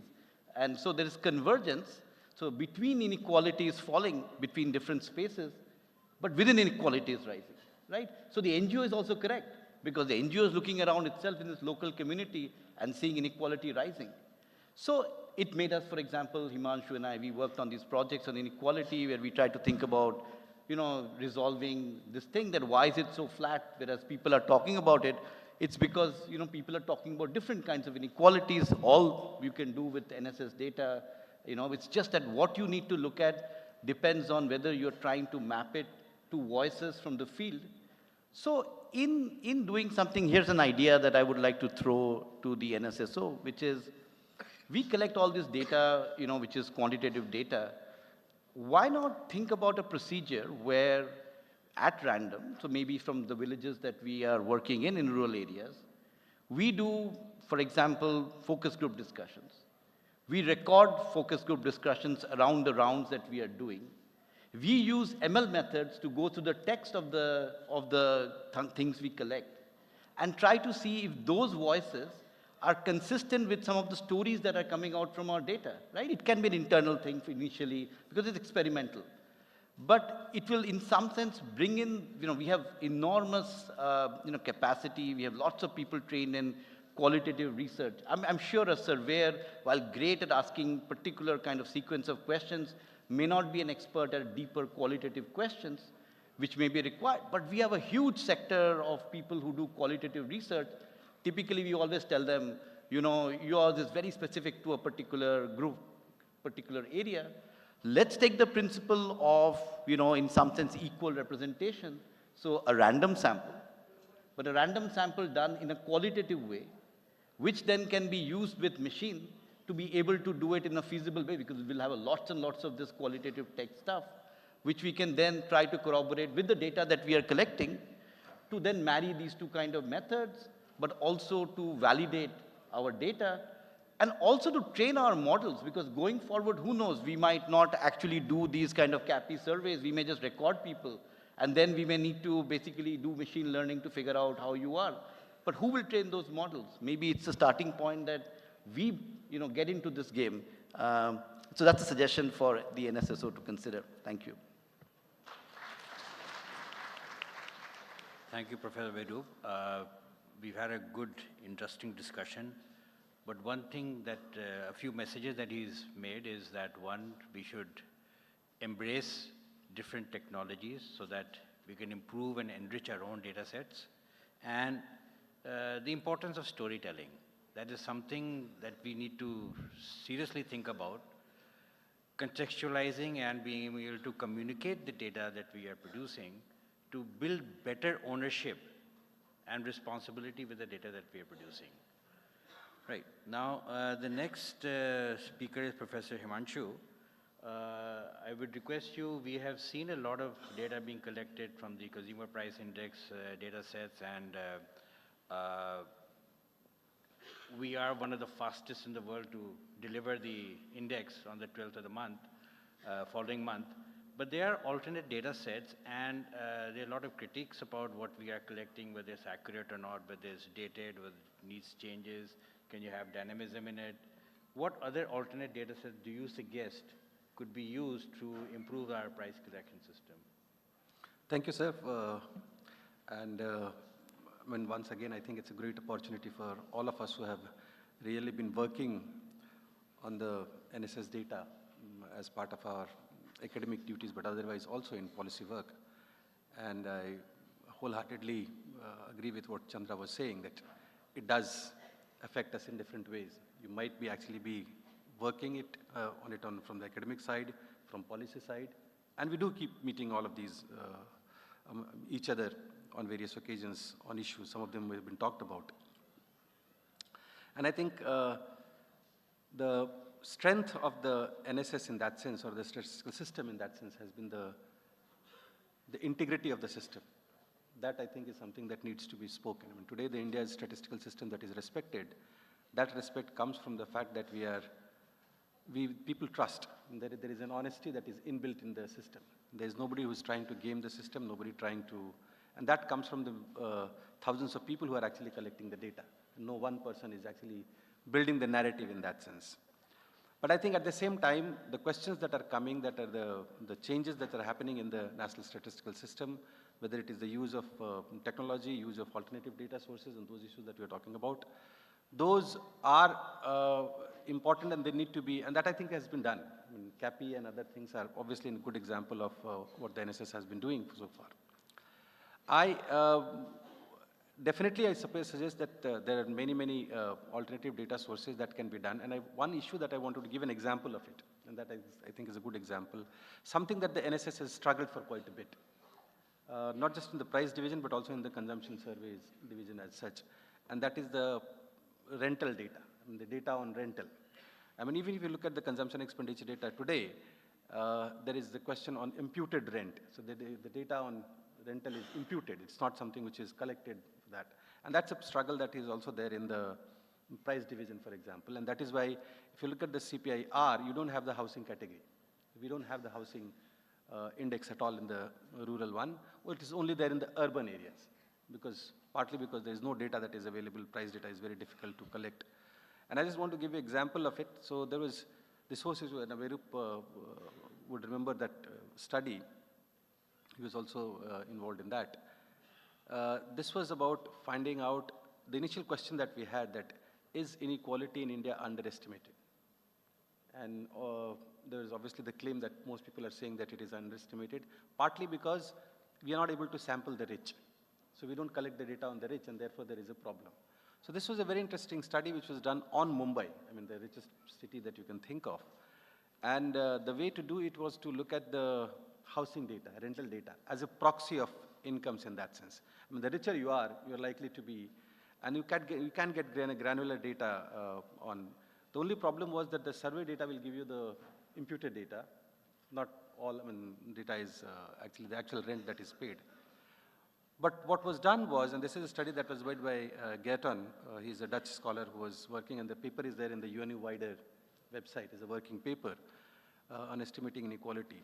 So what he did was he bought, I mean, I was working with him, we bought a data set of prices from the website called Makan, M-A-K, and that's a website. Like, there's many other options which were there. For example, there is this Magic Breaks, No Broker, and all sorts of things, 99 acres and all of that. This was the data set they were willing to sell.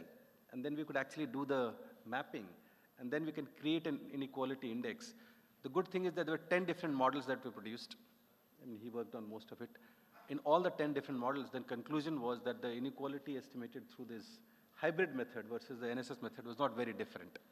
It's a very small sample that is being talked about, compared to the same model being applied to other places like in Egypt and other places, where the inequality differences were very high.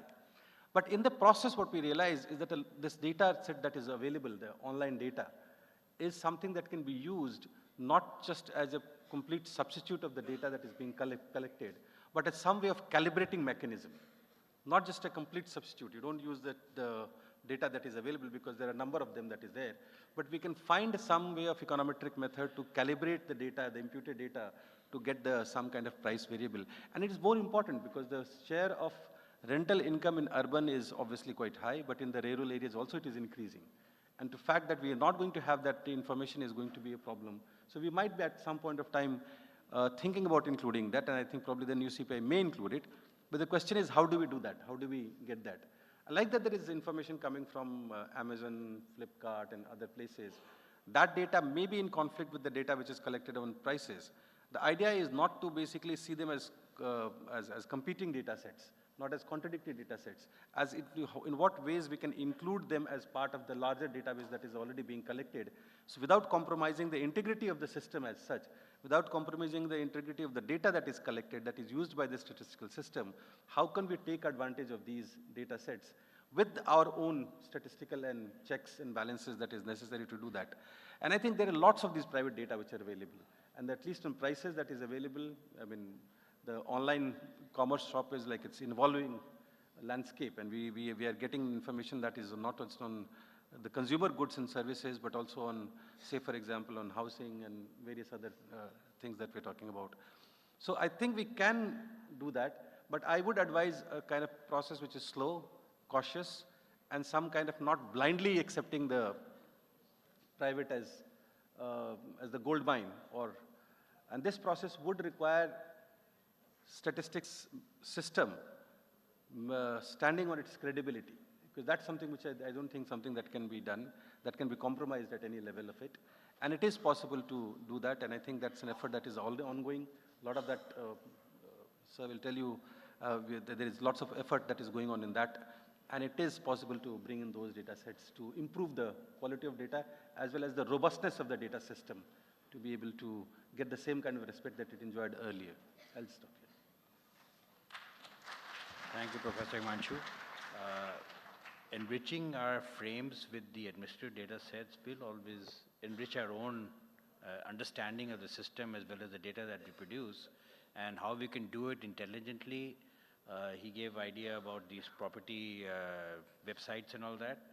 Similarly, you have formal data from the income tax authorities. If we can somehow get into that, how many people are taking house rent allowance and what rebates and so on and so forth, it can give you some estimate as well.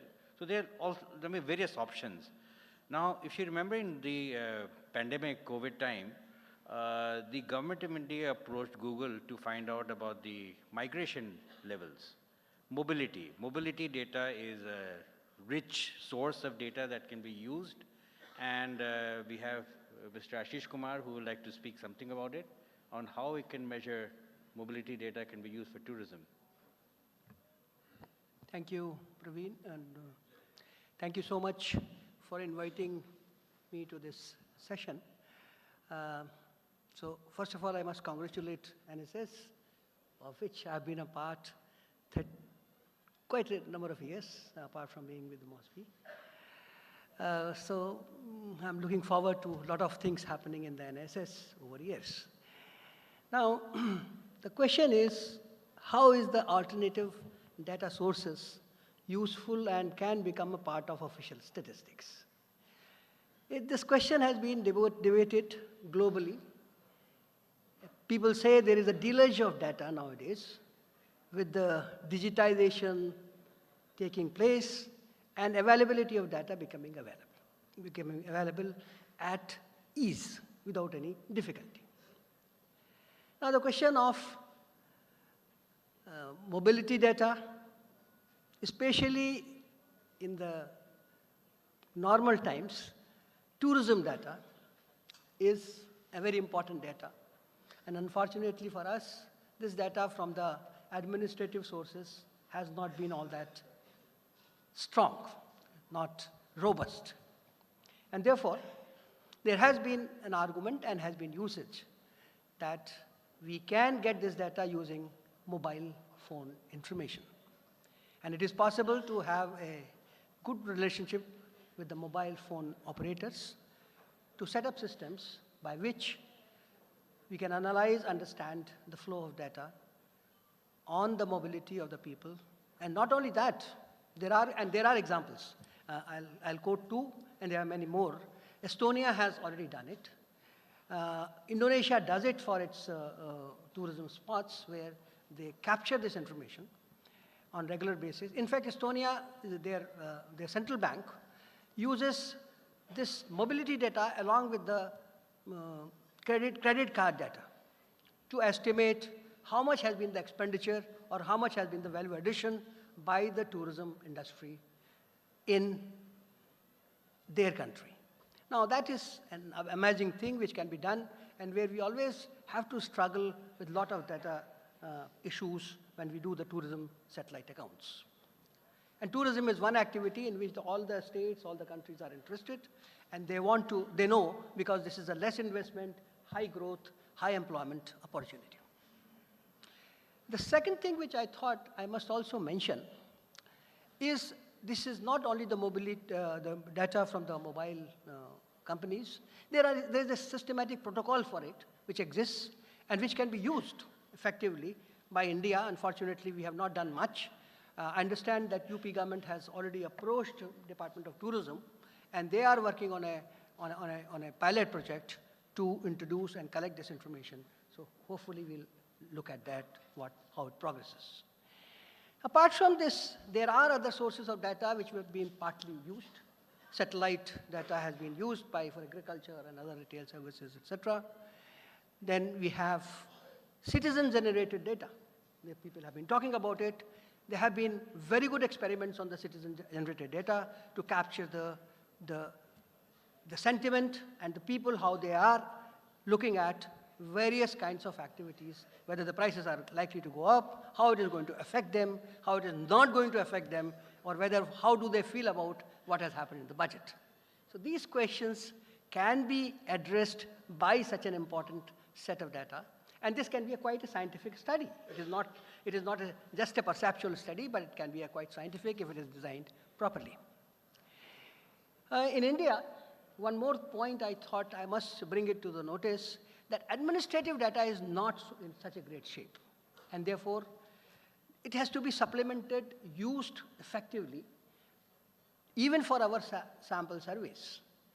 We are still sitting in old 2011 census data for the purpose of drawing samples.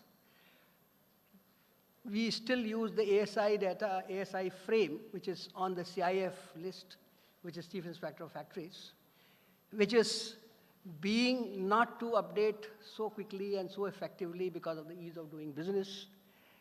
But are there alternatives to do that? Are there systems which can be used? I have seen some surveys done on the basis of the satellite imagery data. They have used the satellite imagery, done the divisions, and able to select the best possible sample from that.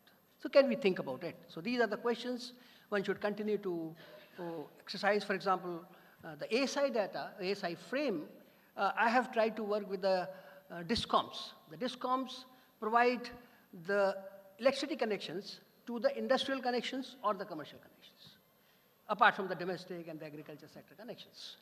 Can we influence the DISCOMs to share that kind of information with us, or get activity information in IC codes included into it, so that not only we get what is current level of industrial activity, and also we will be able to get how much is the consumption, because there is a close correlation between the industrial consumption with the GVA or the output. And therefore, it should be possible for more concurrently measure what is happening every month. So these are the ideas which we are working with. I have been working with the UP government. I am also working with the Assam government on these ideas, and hopefully we will be able to. Another challenge, just a minute I'll take, another challenge which has been that most of our data which we generate from the NSS has been not so granular. People are looking for a district level data. People are looking at even lower level data, because I have been hearing from the Chief Minister of UP saying that look at state is too big. For UP, state is too big. Unless you talk about district level data, it will not serve my policy need, because there is a lot of diversity in districts in terms of their performance, in terms of their demography, in terms of their geographic location, etc. So there are possibilities one has to really look at and try to improve the data availability. Thank you so much. Thank you, Mr. Ashish, but I mean, a few quick points on this. What you were hinting on but leading to not mentioning it is to establish a business register which can be correlated with the electricity consumption divider, but attempting something like that in Madhya Pradesh, if it succeeds, then I think it should be a good benchmark to look at the consumption data as well as the distribution and find out how the economic activity is moving. But, yeah. Yes, I agree with you, Praveen. This conversation can continue for a long time. But when I was recently in Assam and spoke to the people in Assam, DISCOMs, and their suggestion is, of course, it is this august body can consider that there could be some kind of a guideline issued from the CEA which can help DISCOMs to reorganize their databases. It is possible. So, if it is in our interest, in everybody's interest. Thank you. There are various ways, including crowdsourcing is a very good idea, crowdsourcing of citizen-centric data. These are alternate source, but as I said, a frame is very important, what we are measuring, what we are not. I would request Debjani to tell us something about a data architecture that can facilitate interoperability and how we can promote data sharing and making sure that surveys are complementary and not contradictory. Thank you. Thank you. Thank you, Mr. Srivastava. I know that I stand between you and lunch, so I'm going to keep it very short. But, you know, for the last so many years, the one thing that every CEO, tech CEO, non-tech CEO, has stood up and said on every single stage she or he has been asked to present on is data is the new oil. Can I see a show of hands? How many of you agree with that? Okay, thankfully not all, but the front row does. Sorry to say this to everyone who put up their hand, but I think that statement has done the most disservice than anything else to the entire data economy or the potential data economy. And I think we Indians have taken that statement a bit too much to heart. So when you look at the data scenario in India, it's intriguing to see the paradox that we now, it's almost like we are existing in a world of two parallel truths. If you say that India is a data abundant country, India has very rich in data, you are right. Because we have so much data. We are talking about alternate data today. We should, frankly, also be discussing synthetic data because it is becoming a reality, but there is so much data in India. And if you stand up and say that India today is starved of good data, you are also right.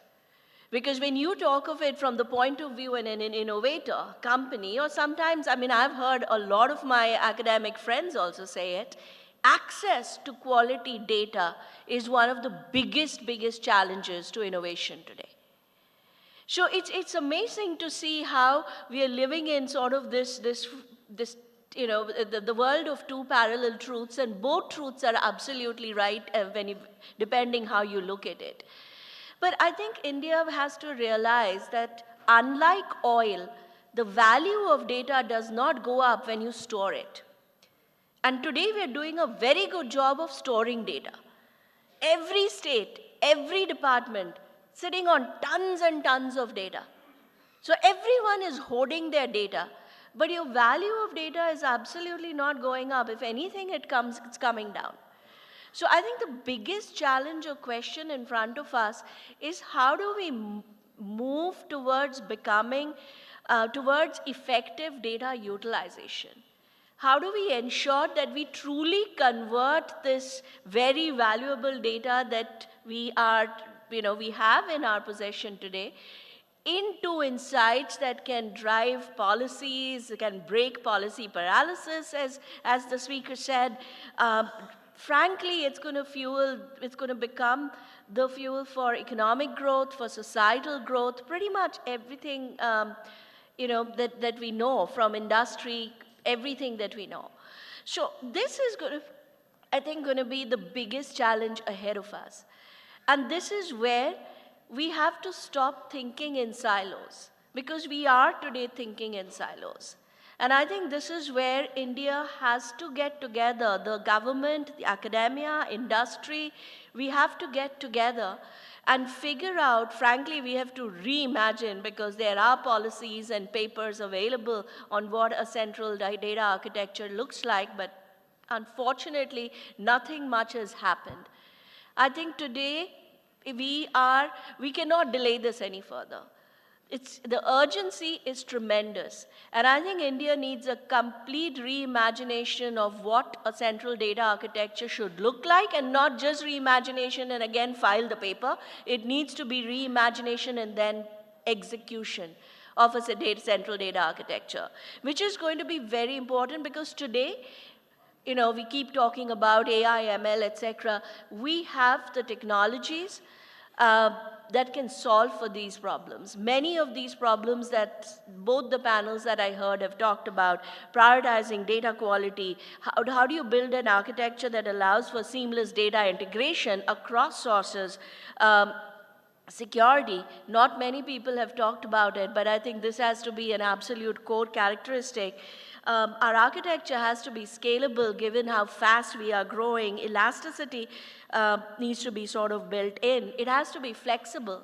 As I said, we are talking about alternate sources of data, but frankly today the discussion is more about synthetic data and how India should be using it or not, at least within industry. And we have to start factoring in these new trends, new changes, new technologies that become available, interoperability that everyone's talked about. We have to have a federated system. We have to have a consent-driven state system. Imagine an architecture where every data from every state can come together. I know all the practitioners will shake their heads and say impossible, but no, technically it is possible. It is possible to create an architecture where every state, every department, the data comes together into a larger pool, but you still have access to your own data, and you can still use your data to provide customized services, etc., while you have the ability to use the larger pool. I mean, the technology today makes all of this absolutely possible. The question is, why are we not doing it? And why are we delaying so much? The policy on this, if I'm not wrong, came out years back. So why have we not built it? And I think this is what we need to really revisit very quickly and figure out how do we put together an architecture that is going to solve for all the problems that everyone has spoken for. Because if we do not do that, attempting to solve these issues again in silos, in bits and pieces, is not going to be optimal for India. Frankly, it is going to harm us a lot. And I think one of the biggest challenges in this is the mindset and its capabilities. Technology is not the problem here, it exists. I think if there is anything that is a limiting factor, it's us humans. It's our ability to understand, it's our ability to understand the value, it's our ability to have, to build in ourselves the right skills to go solve for these problems. I mean, many people have talked about DeepSeek, etc., etc. What you do not talk about is the engineering prowess that China has shown. And you don't want to talk about it, I get it, but that's what is the difference. It's not about money, because we know that DeepSeek did not spend 6.8 million. Nobody knows how much they spent. But the engineering prowess that went into driving the model efficiency is the wow factor. Now, how many of our institutes are working on that kind of R&D to drive the next level of model efficiency so India can be the disruptor? And I think this is the fundamental question. Ultimately, it boils down to human capabilities and hunger, frankly. How hungry are we to disrupt this game? And are we building the right kind of capabilities, mindset, culture, where we understand the true value of data? We understand that this is going to be, and I was just telling Saurabh this, that frankly, one thing that every student must learn, or we must build in every student, even at the school level, is this so-called data culture. Appreciation for data, understanding data, appreciation for R&D. I think all of this has to really come together if India, because in today's world, there are only two possibilities, right? You're either disrupted or you're the disruptor. Simple. That's how it's going to play out. And I think if we want to be, I hope we want to be the disruptor. That's what I want to be. That's what I want to see my country be. If we want to be the disruptor, I think we have to get some of these fundamentals in place. And I cannot overemphasize the importance of having a structured approach, building that central architecture, which is going to allow us to really get the maximum value out of our data. So with that, thank you very much.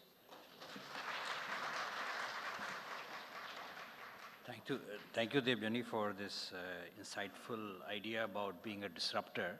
I think it's very informative, because I think that's a path that we should look at. And public data being collected by public bodies, you can even think about imposing a penalty if you don't share the data. I mean, the architecture, so that you ensure that data is available, reverse to RTI, that you have to give it to the public. It belongs to the public, it's a public good. Anyway, these are interesting insights, and I think MOSPI is already doing a lot of work on that. And in 2019, we made all the NSS data free of charge.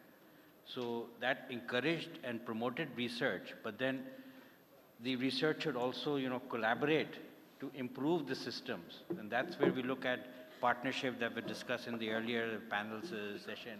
How do we partner with institutions willingly, voluntarily, and then be able to improve our systems? Thank you. I want to thank all the panelists, because I think we're heading into dessert time, not even soup. But thanks a lot.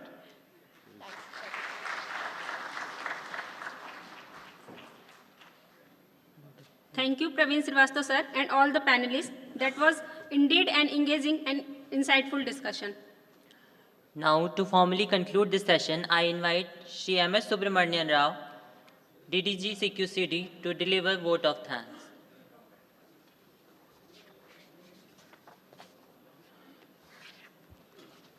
Good afternoon to all. Mine is the most difficult task at this point of time, as I stand between the lunch and you. But we have to express our gratitude to the people who have organized this event. There could not be a more perfect setting for the celebrating 75 years in this magnificent venue. As NSS is celebrating 75 years, we extend our heartfelt gratitude to all the dedicated officers who have played a crucial role in this journey. We are deeply thankful to everyone, past and present, whose contributions have made this journey a success. After a vibrant inaugural session, in the morning, we witnessed an informative and a thought-provoking technical session. My sincere thanks to the Honorable Minister, Secretary Sir, and Shri Amitabh Kant, India's G20 Sherpa. I am profoundly grateful to all the distinguished speakers, panelists, and participants from ministries, members of the NSC and Steering Committee, research institutions, universities, international organizations, and the media. Your contributions have made this program a collaborative success. To our online audience, your participation has significantly expanded the reach and impact today's discussions. Your engagement underscores the widespread interest and relevance of insights generated at this conference. I extend my gratitude to the media unit and also the PIB team for their help in presentation and the preparation of the documentary and the media coverage of this program. My sincere thanks to the support staff of Vigyan Bhavan for ensuring the smooth execution of this program. I would like to extend my heartfelt thanks to all the field officials who have traveled from various corners of this country to be part of this program. Your dedication to collecting accurate and valuable data is the backbone of our work. We truly appreciate the hard work and the time and effort you have invested ensuring this success in the program. Lastly, I would like to acknowledge the tireless efforts of the entire NSSO team in organizing this event. I also recognize the contributions of the various divisions of the NSS whose teamwork has ensured the smooth execution of this program. Thank you all once again. Jai Hind. Thank you, sir. We now invite you all to join us for lunch to be served outside this plenary hall. Please reassemble here at 3:30 p.m. for our next session, wherein the much-awaited announcement of winners of short video competition and theme song will be held in the first session.